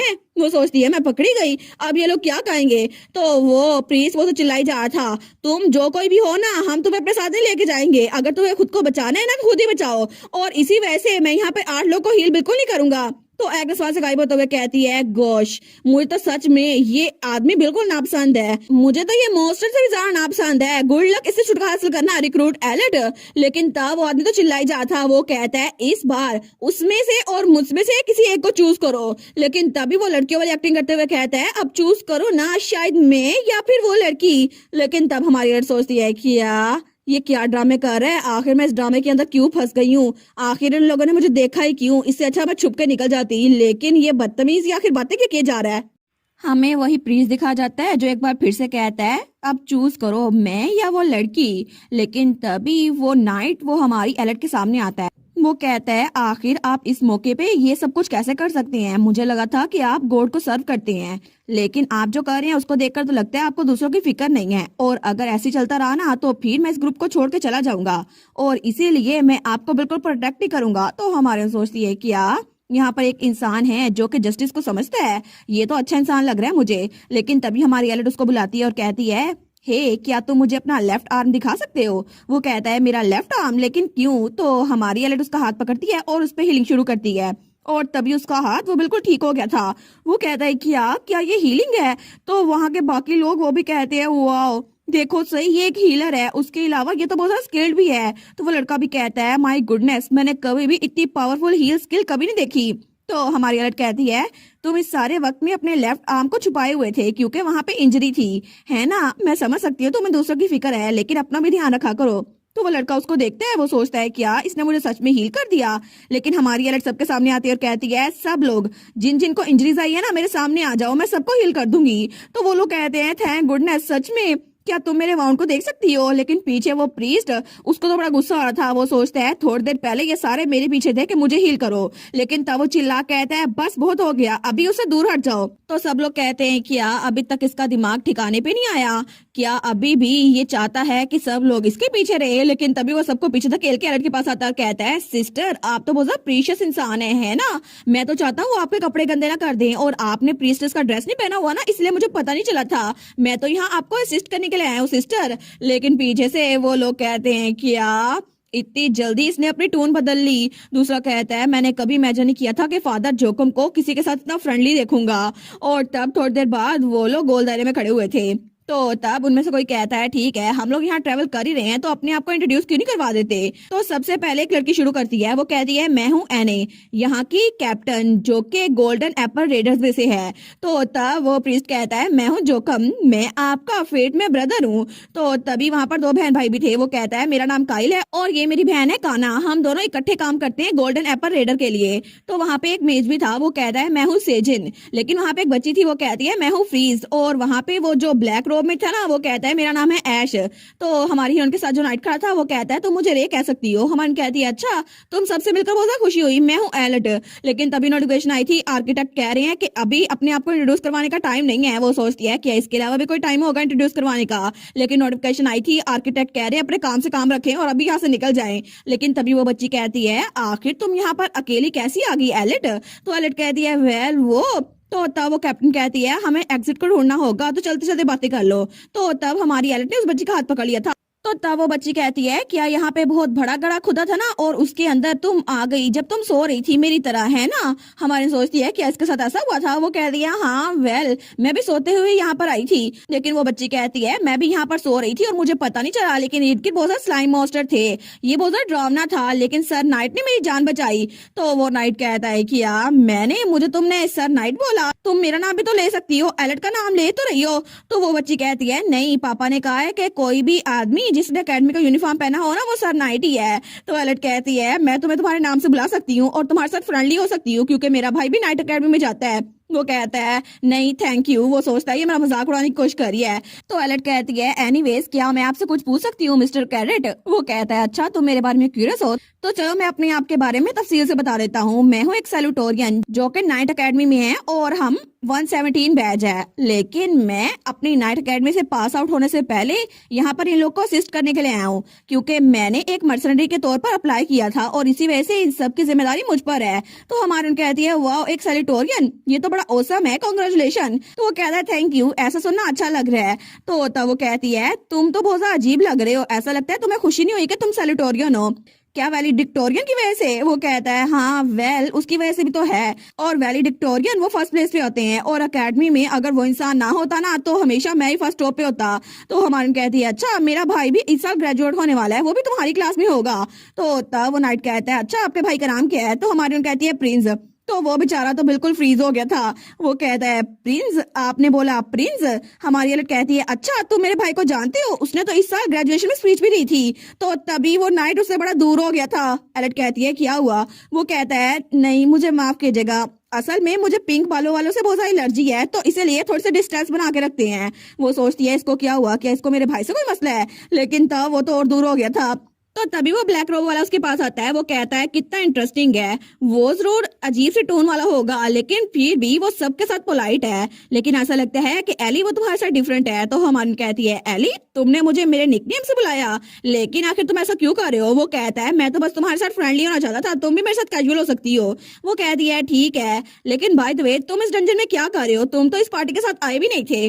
वो कहता है वेल मैं किसी और रेडर ग्रुप के साथ था, लेकिन वो सारे के सारे अचानक से मर गए। तो फिर अचानक से जब मैं छुपा हुआ था ना तो तब मॉन्स्टर ने हमला किया और उनसे बचने के लिए जब मैं आगे गया तो ये ग्रुप वहां खड़ा था। और वैसे भी मैं तो वेपन्स के साथ बिल्कुल अच्छा नहीं हूँ, मुझे खुशी हो रही है कि मैं उनके साथ मिल गया।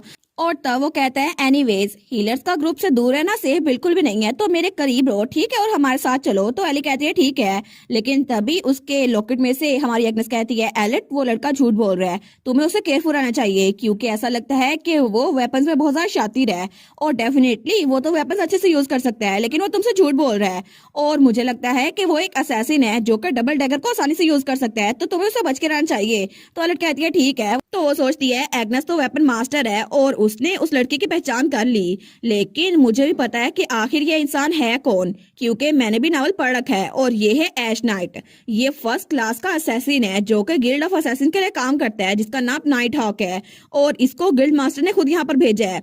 जहां तक मुझे पता है ना बाद में इसको हायर किया जाएगा ताकि थेसलेट को मार सके बार बार, लेकिन अच्छा होगा मैं इससे बच के रहूं। तो तभी वहां पे वो मेज रुकता है। वो कहता है मुझे एग्जिट कहीं भी नजर नहीं आ रहा, लेकिन हमें यहाँ से निकलना होगा अगर हमें डजन बॉस से नहीं टकराना। तो तभी वहां उनके पाँव के नीचे से जमीन वो थोड़ी हिलने लगती है। वो लोग कहते हैं क्या कोई चीज आ रही है? तो वो कैप्टन कहती है इसका मतलब है कि डंजन बॉस वो यहाँ पर आ रहा है। और तभी उनके पीछे कोई चीज बहुत ज्यादा तेज से बढ़ रही थी। तो वो प्रीस तो सबसे ज्यादा चिल्लाता है, वो कहता है ये डंजन बॉस है, वो हमारी तरफ आ रहा है फिर से। तो वो रेडर कहता है बस कर दो, पैनिक करने का टाइम नहीं है, अभी हमें भागना होगा। और तब सब लोग भाग रहे थे लेकिन सबसे आगे वो प्रीस्ट था जो कि बहुत तेज से भाग रहा था। तो तब वो कैप्टन पीछे रुकती है। वो कहती है जल्दी करो हमें भागना होगा ताकि वो हमें पकड़ ना ले। लेकिन तभी आगे जो लड़की भाग रही थी ना वो कहती है कैप्टन आगे तो डेड एंड है, हम आगे नहीं जा सकते। तो कैप्टन कहती है नहीं ऐसा नहीं हो सकता। तो तब वो नाइट कहता है पैनिक मत करो, सारे फॉर्मेशन में रहो और मैं इस सबको लीड करूंगा, तो सारे प्लीज मेरे पीछे रहो और मुझे बैकअप दो। तो वो कैप्टन कहती है जी सर हम समझ गए, बाकी भी कहते हैं जी। लेकिन प्रीस तो बड़ा घबरा गया था। वो कहता है तुम लोग क्या बात कर रहे हो, आखिर तुम एक मॉन्स्टर को कैसे हरा पाओगे जो कि डंजन का बॉस है? आखिर तुम्हें पता भी है वो कितना खतरनाक है? तुम लोग अपनी बेवकूफी में यही रहो, मैं तो यहाँ से निकल रहा हूँ। और तभी वो बच्ची को धक्का मारते हुए वहां से निकलता है।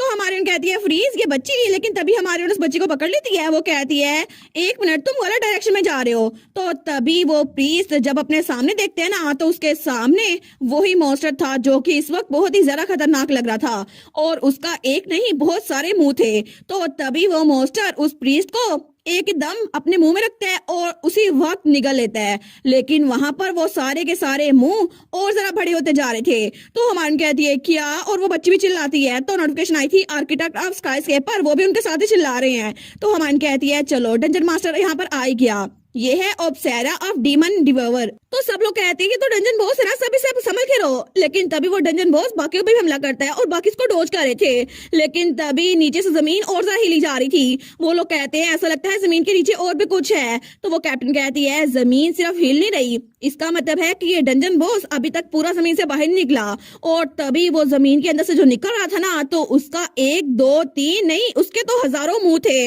जो कि जमीन के अंदर से निकल रहे थे और उसमें बहुत सारी सोल्स ट्रैप थी। तो तभी पीछे वो लड़का जो रेडर था वो डरते हुए कहता है यहाँ पर सोल्स, इनको तो गिनना भी बहुत मुश्किल है। तो रे वो नाइट कहता है इससे बाहर निकल आओ, हमें उसे एक वक्त में मारना होगा। हमारी सोचती है इसका पॉइंट तो है, क्योंकि ऑब्सेरिया द मॉन्स्टर ये असल में एक स्वाम है जिसके अंदर बहुत सारी सोल्स हैं। लेकिन ये एक सोल एक वक्त में बहुत ज्यादा ताकतवर क्यों ना हो, लेकिन इसके अंदर और भी सोल्स हैं। लेकिन मसला ये है कि इसके अंदर जो सोल्स है ना, वो उसके अंदर ही ट्रैप रहती हैं और ये इनको आहिस्ता आहिस्ता निकलता है, क्योंकि वहां पर बहुत ही ज्यादा सोल्स हैं। और तब हमारे जब आगे देखती है ना, तो उसके अंदर जो प्रीस्ट था वो भी उसके अंदर नजर आ रहा था, क्योंकि ऑब्सेरिया मॉन्स्टर अपने प्रे को निगल लेता है और आहिस्ता आहिस्ता डिजेस्ट करता है। लेकिन तभी वो कैप्टन चिल्ला कहती है रिचर्ड जेंटिस क्या तुम लोग भी यहाँ पर हो, और उसके पुरानी साथी भी वहां पर थे। हमारे कहती है ये जरूर वही रीडर्स होंगे जिनको पहले निगल लिया था इसने। लेकिन तभी एग्नेस कहती है वो सारे जिंदा है, हम उनको बचा सकते हैं, लेकिन अभी तक देर नहीं हुई। लेकिन तभी वो मॉन्स्टर हमारी एलेट और उस बच्ची की तरफ भी बढ़ता है, लेकिन तभी हमारी उनके सामने ऐश आ गया था, वही असैसिन, और हमारी उनको बचा लेता है। वो कहता है तुम्हें बच के रहना चाहिए एली, क्योंकि आफ्टर ऑल तुम एक हीलर हो और पार्टी में हीलर बहुत ज्यादा इंपॉर्टेंट होता है। हमारी कहती है थैंक यू। तो तब वो नाइट कहता है मुझे पता था तुम एक ओरा यूजर हो है ना, लेकिन तुमने हमसे ये बात छुपाई। मैं इस बारे में बहुत कुछ कहना चाहता हूँ, लेकिन अभी के लिए हमें यहाँ से बाहर निकलना होगा, तो मेरी मदद करो। वो कहता है ठीक है, तो मैं पूरी कोशिश करूंगा। और तब वो अपनी हुडी उतार देता है। लेकिन तभी वो नाइट वो कहता है ठीक है, मैं यहाँ पर एक पाथ क्रिएट करूंगा, तो मुझे कवर दो 1 2 और 3। और तभी वो उन पे वार करता है और तब दूसरी तरफ ऐश वो भी उस डीमन को स्लाइस किए जा रहा था। तो हमारे सोचती है ये दोनों बहुत ज्यादा स्ट्रॉन्ग है और बहुत ज्यादा हाईली स्किल्ड भी है। इसके अलावा गोल्डन एप्पल रेडर्स वो भी इनको सपोर्ट किए जा रहे हैं अपने तौर पर, लेकिन यहाँ पर जो सारी की सारी सोल्स है ना, वो इनको मार के रहेंगी। और तभी उस डीमन के मुंह वो तो बहुत ज्यादा पतले हो गए थे और वो तो गर्दने बढ़ा बढ़ा कर सबको खाने के लिए आगे बढ़ रहे थे। लेकिन हमारे सोचती है आखिर में तो बहुत ज्यादा तनाव की कैफियत हो गई है। और तभी नोटिफिकेशन आई थी आर्किटेक्ट ऑफ स्काईस्केपर, वो आपको केयरफुली देख रहे हैं कि आप क्या रिएक्शन देती हैं। लेकिन तभी वहां पर बहुत सारी आवाजें आती हैं, बहुत ज्यादा दर्द हो रहा है, बहुत ज्यादा दर्द हो रहा है। तो वो कैप्टन कहती है एक आवाज, लेकिन तभी वो मॉन्स्टर की आवाज थी जो कि बहुत ज्यादा चिल्ला रहा था। और तभी उसके चिल्लाने की वजह से उसकी बहुत ज्यादा सोल से हर एक मुंह निकलता है। और तब वो चिल्ला कहता है नहीं, मैं इन सबको खा जाऊंगा, एक एक को मैं खत्म कर दूंगा, क्योंकि कोई भी मुझसे बच नहीं सकता। लेकिन तभी उन सबके हाथों पे कोई निशान बन रहा था। तो वो लोग कहते हैं क्या एक निशान, लेकिन ये क्या है। तो वार्निंग आई थी आप लोग को प्रे के लिए मार्क कर लिया गया है। तो हमारी कहती है प्रे। तो वो मॉन्स्टर वो कहता है प्रे, बिल्कुल एक प्रे, ये लोग मेरे शिकार हैं, मैं किसी को भी जिंदा नहीं छोड़ूंगा, कोई भी एक, मैं इन सबको खा के रहूंगा। और तभी वहां पर उस मॉन्स्टर के ऊपर तो बहुत सारी आंखें थी जो कि एक एक करके ब्लिंक कर रही थी, क्योंकि वहां पर जितनी सारी सोल्स थी ना, वो सारी की सारी उस मॉन्स्टर का हिस्सा बन चुकी थी।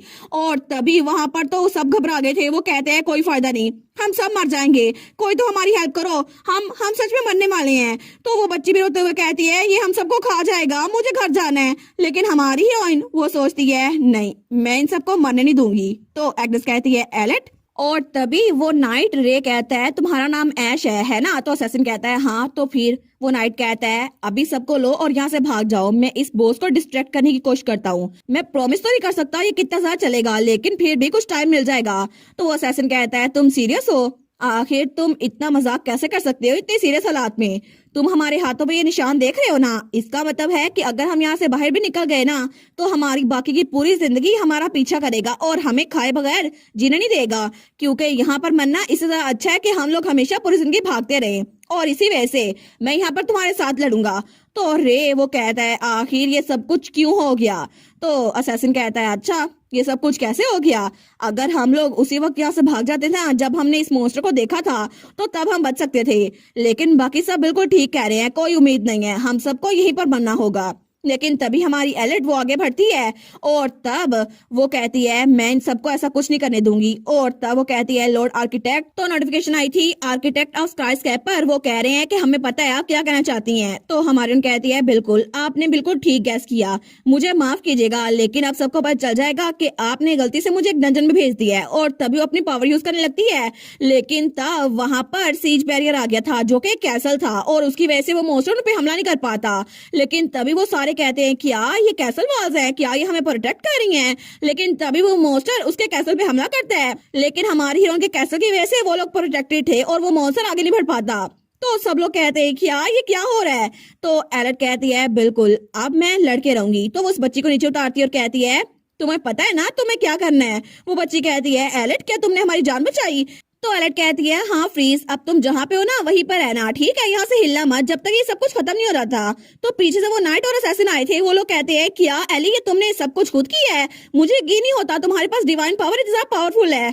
तो एलेट आगे बढ़ते हुए कहती है तो फिर मैं इस सबको डिस्ट्रॉय करने के बाद तुम लोगों से बात करती हूँ। और तब वो आगे बढ़ती है, लेकिन तभी वो मॉन्स्टर वो तो बड़ा गुस्से में आ रहा था, वो कहता है तुम कुछ नहीं हो सिवाय मेरे शिकार के, मैं तुम्हें कभी माफ नहीं करूंगा, मैं अभी तुम्हें खा जाऊंगा। लेकिन तभी वो सारा का सारा मॉन्स्टर एक ही चीज में बदल जाता है जो कि उसका मास्क था। लेकिन तब वो हमारी एलेट पे हमला करने के लिए अपने मुंह के अंदर से सारी सोल्स निकालता है, तो वो कहता है मर जाओ। तो तब वो सब कुछ एलेट की तरफ बढ़ा था, तो पीछे से वो नाइट वो चिल्ला कहता है एलेट तुम बच नहीं पाओगी। लेकिन तभी एलेट वो अपनी विप स्वॉर्ड निकालती है और उससे वो चीजें जो उसकी तरफ भाड़ी थी उन सबके टुकड़े कर देती है। वो कहती है तुम इसे अटैक कह रहे हो, ये तो बिल्कुल पथेटिक है। तो वो असैसिन कहता है ये और है, मुझे लगा नहीं था कि किसी के पास दो तरह का ओरा हो सकता है डिवाइन पावर के साथ साथ।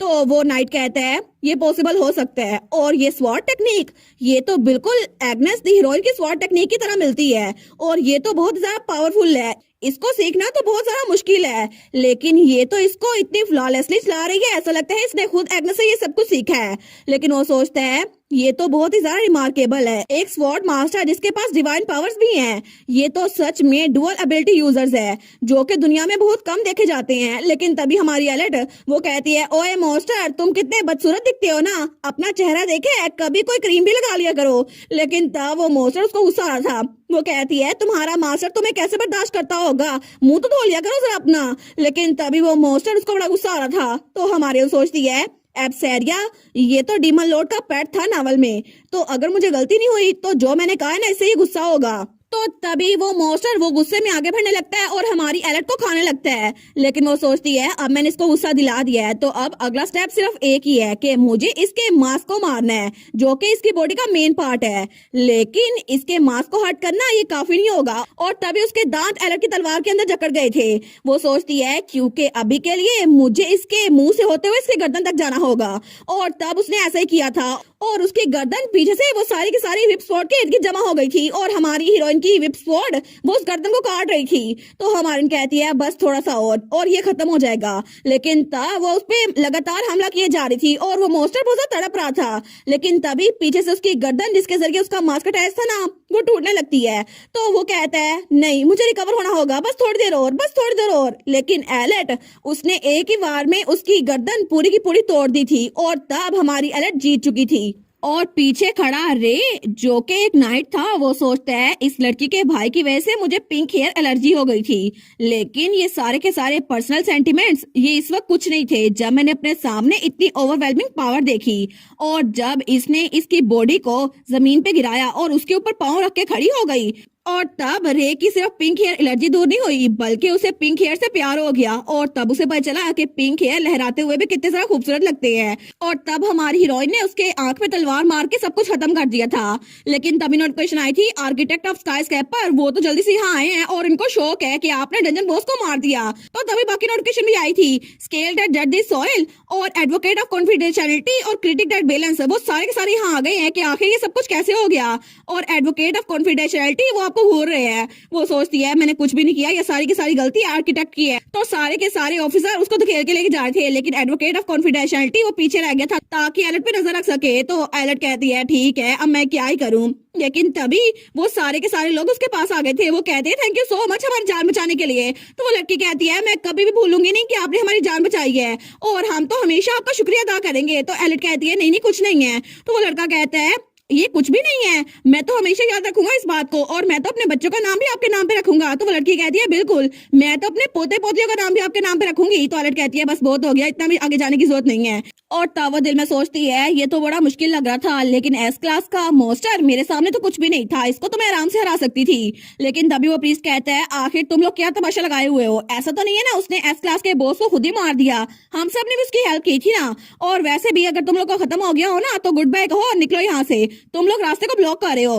तो वो लोग कहते हैं क्या उसने कुछ नहीं किया, सब कुछ तो उसने किया है। लेकिन तभी एलिट कहती है फादर जोकम मेक श्योर करना कि आप असिस्टेंट हीलर को आराम से वापस ले जाएं और जब वेटिकन जाए ना तो सबको बताएं ये सारी की सारी आपकी गलती थी। वो कहता है अच्छा तुम्हारे पास इस बात का कोई प्रूफ नहीं है। तो हमारी कहती है और आखिर में लोगों के साथ थोड़ा अच्छे से पेश आइएगा क्योंकि आप नहीं चाहते ना कि कोई आपकी पीठ में खंजर घोंपते, तो वो थोड़ा फ्लिंच होता है। तो वो जाते हुए कहता है क्या ये मुझे धमकी दे रही है। तो दूसरी हीलर कहती है आपको चलना चाहिए फादर। लेकिन पीछे से हमारी ओन कहती है सब लोग यहाँ से जा सकते हैं, मैं आप लोग के बाद जाऊंगी। तो तब वो कहती है सब लोग चले जाए लेकिन ऐश तुम यहीं पे रुको, मुझे तुमसे बात करनी है। तो ऐश कहता है क्या बस मैं ही। वो कहता है कितना एक्साइटेड है ना, मुझे लगता है कि मुझे स्पेशल ट्रीटमेंट मिल रहा है। लेकिन तभी वो नाइट कहता है एलेट मुझे भी तुमसे कुछ बात करनी है, क्या हम लोग प्राइवेट में बात कर सकते हैं। वो कहती है ठीक है। लेकिन तभी सब लोग वहां जा रहे थे, वो जाते हुए कहते हैं AILET thank you so much, तुम तो बहुत कूल थी और हमेशा हम तुम्हारा शुक्रिया अदा करते रहेंगे, तुम तो बहुत अच्छी हो। तो वो कहती है ठीक है बाय बाय और वो उनको बाय कर रही थी।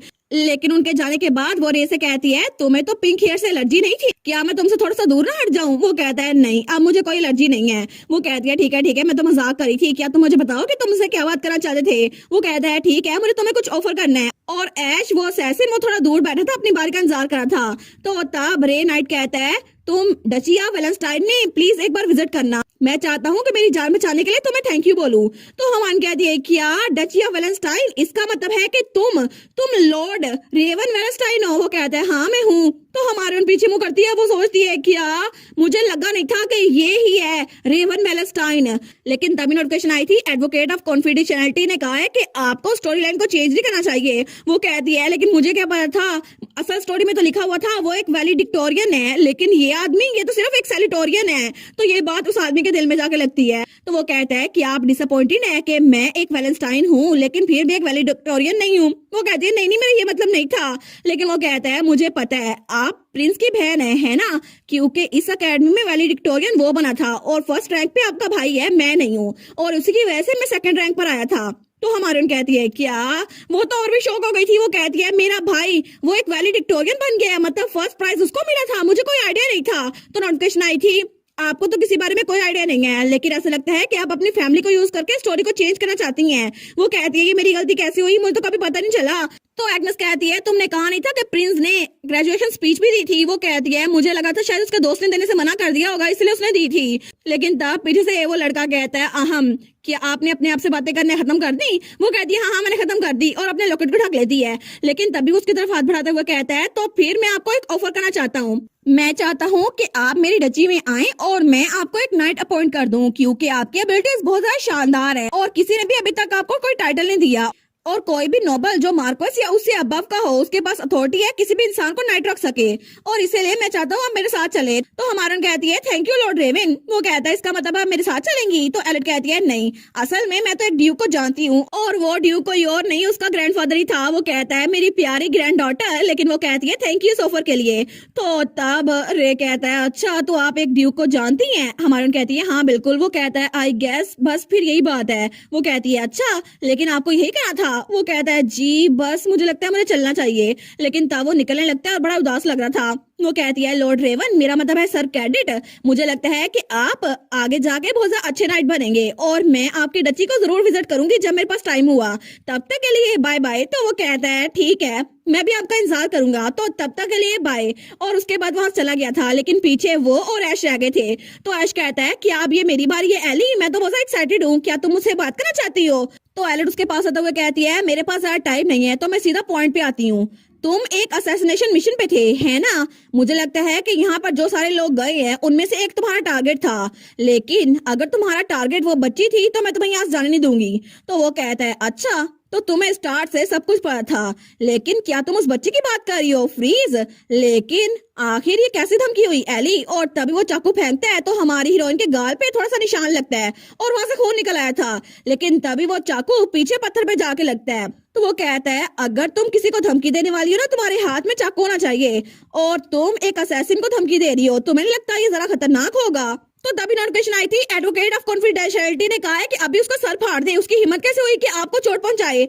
तो हमारी सोचती है लॉर्ड एडवोकेट तो बड़ा स्ट्रेंजली एक्ट कर रहे हैं। वो कहती है आपको पता है ना वो नावल में एक इंपॉर्टेंट कैरेक्टर है, लेकिन तभी एग्नेस उसको लॉकेट से कहती है एलिड उसकी हिम्मत कैसे हुई, अभी उसको ग्राउंड पे झुका दो। तो हमारी कहती है तुम्हें मुझे 2 बार बताने की जरूरत नहीं है, और तभी उसके हाथ में स्ट्रिंग्स थी, तो तभी ऐश के गर्दन पे वो स्ट्रिंग टकराती है। वो कहती है मैंने पहले ये सब कुछ ट्राई किया हुआ है, और तब ऐश के ईद के धागे ही धागे थे जो कि वो मरमेड से लेकर आई थी। वो कहती है तुम्हें लगता है कि मैंने बिना तैयारी किए तुम्हें धमकी दी थी? ऐसा कुछ भी नहीं है। तो वो कहता है क्या कि ये सच में एक वायर है? लेकिन हमारे सोचती है ये है स्पिरिट लॉर्ड की हार्ट स्ट्रिंग, जो कि बहुत ज्यादा खतरनाक है और ये तो किसी चीज से भी ज्यादा ताकतवर है। लेकिन वो कहती है तुम्हें अपना गार्ड लो नहीं करना चाहिए, हालांकि तुम्हें पता है कि मेरी स्वॉर्ड मेरे बैग में है। फिर भी वो सोचती है अच्छा हुआ ना मैंने इसको धमकी दे दी। लेकिन तब वो कहता है अच्छा अगर ऐसी बात है, तो अपनी तलवार फेंकते हुए कहता है मैं सरेंडर करता हूँ, प्लीज मुझे जान से ना मारना। वो कहती है क्या? वो कहता है तुमने नोटिस कर लिया होगा ना कि मैं तुम्हें तलवार मारने वाला हूँ, लेकिन अगर मैंने किसी को जान से मारना होता तो मैं तुम्हारी जान क्यों बचाता? प्लीज मुझे बख्श दो ना, मैं तो मजाक कर रहा था, और वैसे भी मैं तो यहाँ पे बैड मैनर्स के पीछे था, उस बच्ची के पीछे नहीं था। प्लीज मुझ पर ट्रस्ट करो ना, मैं तुम्हारा फेवर ही पे करूंगा। हमारे कहती है मैं किसी भी असैसिन से फेवर लेने में बिल्कुल इंटरेस्टेड नहीं हूँ, और वैसे भी मुझे तुम पे गुस्सा है कि तुमने मेरे चेहरे पे निशान छोड़ा है। वो कहता है ठीक है मैं मरना नहीं चाहता, मैं प्रॉमिस करता हूँ कभी भी तुम्हारे करीब किसी इंसान को नहीं मारूंगा एली। वो कहती है तुम इस बात को डील कहते हो? लेकिन वो सोचती है वेल अगर ये बात है, तो उससे कहती है मैं तुम्हें जाने देती हूँ, और तभी उस रस्सी को ढीला करती है। वो कहता है थैंक यू, बाय द वे क्या सच में तुम असैसिन बनना चाहती हो? मेरे साथ चलो। वो कहती है नहीं, मुझे ऐसा करने की कोई जरूरत नहीं है। वो कहता है ठीक है, तो फिर मैं यहाँ से निकलता हूँ क्योंकि तुमने मुझे जाने दिया है, लेकिन सीरियसली मैं एक दिन तुम्हारा फेवर जरूर रिटर्न करूंगा, और मैं प्रॉमिस करता हूँ कि कभी भी तुम्हारे करीब किसी इंसान को मारूंगा नहीं। और तब वो पोर्टल से निकलते हुए कहता है टेक केयर, बाद में मिलते हैं एली, और उसके बाद वहां से गायब हो गया था। लेकिन हमारे सोचती है कितना बड़ा क्लाउन है ये, आखिर मैं एक असैसिन से बार बार क्यों मिलूंगी? लेकिन वेल अच्छा ही हुआ, अब यहाँ पे कोई भी नहीं है, तो मैं वापस चलती हूँ। और तभी वो 299 फ्लोर पर आ गई थी, उस स्काईस्क्रैपर टावर में। वो कहती है लगता है कि 299 फ्लोर क्लियर हो गया है। तो नोटिफिकेशन आई थी कांग्रेचुलेशन, आपने 299 फ्लोर के बॉस को हरा दिया है, जो कि रैंडम एस क्लास का बॉस था। तो तभी उसके लॉकर से एग्नेस कहती है वेल डन एलेट, तुमने ये काम कर दिया। तो तभी नोटिफिकेशन आई थी, एडवोकेट कह रहे हैं कि आप फिर से मसले में फंस गई, आप असल दुनिया में गई, हालांकि आप गिलेड कैसल को छोड़ के जा नहीं सकती, लेकिन अभी 1 महीना पड़ा है। वो कहती है मैं क्या करूं, मैं तो खुद विक्टिम हूँ, मैं तो इस टावर के अंदर ही थी, लेकिन मुझे जानबूझ के आर्किटेक्ट ने वहां भेज दिया था, अब मैं क्या ही कर सकती हूँ। लेकिन वो सोचती है अगर मैंने ये सब कुछ 299 फ्लोर पे किया है तो अच्छा होगा ना कि मैंने अब सरेका को मार दिया है, क्योंकि ट्रांसमाइग्रेटर आइटम वो तो बिल्कुल जबरदस्त है और मेरे पास तो और ज्यादा स्किल्स आ गई हैं। तो वो कुछ ढूंढने लगती है। वो कहती है मुझे लगता है कि डंजन बॉस से मुझे एक बुक भी मिली थी, लगता है उसको यूज करना चाहिए। तो वहां पे वो बुक थी जिसका नाम था ओवरटर्न फूड चेन पैसिव। तो वो सोचती है मुझे लगता है मुझे इसको यूज करना चाहिए, क्योंकि बहुत सारे मॉन्स्टर ऐसे हैं जिनकी बहुत ज्यादा हॉरिबल एपिटाइट है, और मुझे इसको अभी सीखना चाहिए। और तभी उस बुक को खोलती है और उसकी सारी स्किल्स भी उसके अंदर आ गई थी। लेकिन तब वो सोचती है चलो अच्छा हुआ मुझे ये बुक तो मिल गई, लेकिन मुझे सिर्फ ये बुक नहीं मिली, इसके अलावा मुझे एक फ्रेंडली असैसिन भी मिला। पता नहीं वो अपना प्रॉमिस रखता है या फिर नहीं, लेकिन अगर ऐसा ही हुआ ना तो फ्यूचर में मैं उसको मना कर दूंगी कि वो मेल लीड को ना मारे, क्योंकि थैसलेट वो तो मेल लीड है ना। तो नोटिफिकेशन आई थी, एडवोकेट कह रहे हैं कि आपको नावल के मेन कैरेक्टर के साथ इन्वॉल्व नहीं होना चाहिए। वो कहती है मुझे याद है थोड़ी देर पहले आपने कहा था कि मैं ऐश का सर फाड़ दूं। वो कहता है लेकिन वो तो मैंने आपके लिए कहा था ना। लेकिन तभी हमारी हीरोइन अगले फ्लोर पे बढ़ रही थी तो नोटिफिकेशन आई थी एडवोकेट बार बार कह रहे हैं कि आप अगले फ्लोर पे ना जाएं, अभी तक आर्किटेक्ट ने ये फ्लोर कंप्लीट नहीं किया। वो कहती है फिर भी मैं तो 300 फ्लोर पे जा रही हूँ क्योंकि ये आखिरी फ्लोर है और वैसे भी आर्किटेक्ट को नेक्स्ट फ्लोर बनाने में बहुत सारा टाइम लग जाएगा और मेरे पास सिर्फ 1 महीना बचा हुआ है, मैं तब तक इंतजार नहीं कर सकती। तो तभी नोटिफिकेशन आई थी आर्किटेक्ट ऑफ स्काई सैपर कह रहे हैं मैं पहले अपॉलजी लेटर लिख रहा हूँ तो आप जो मर्जी करें, मैं कुछ नहीं कहने वाला। तो तभी वो उस दरवाजे के सामने पहुंच चुकी थी।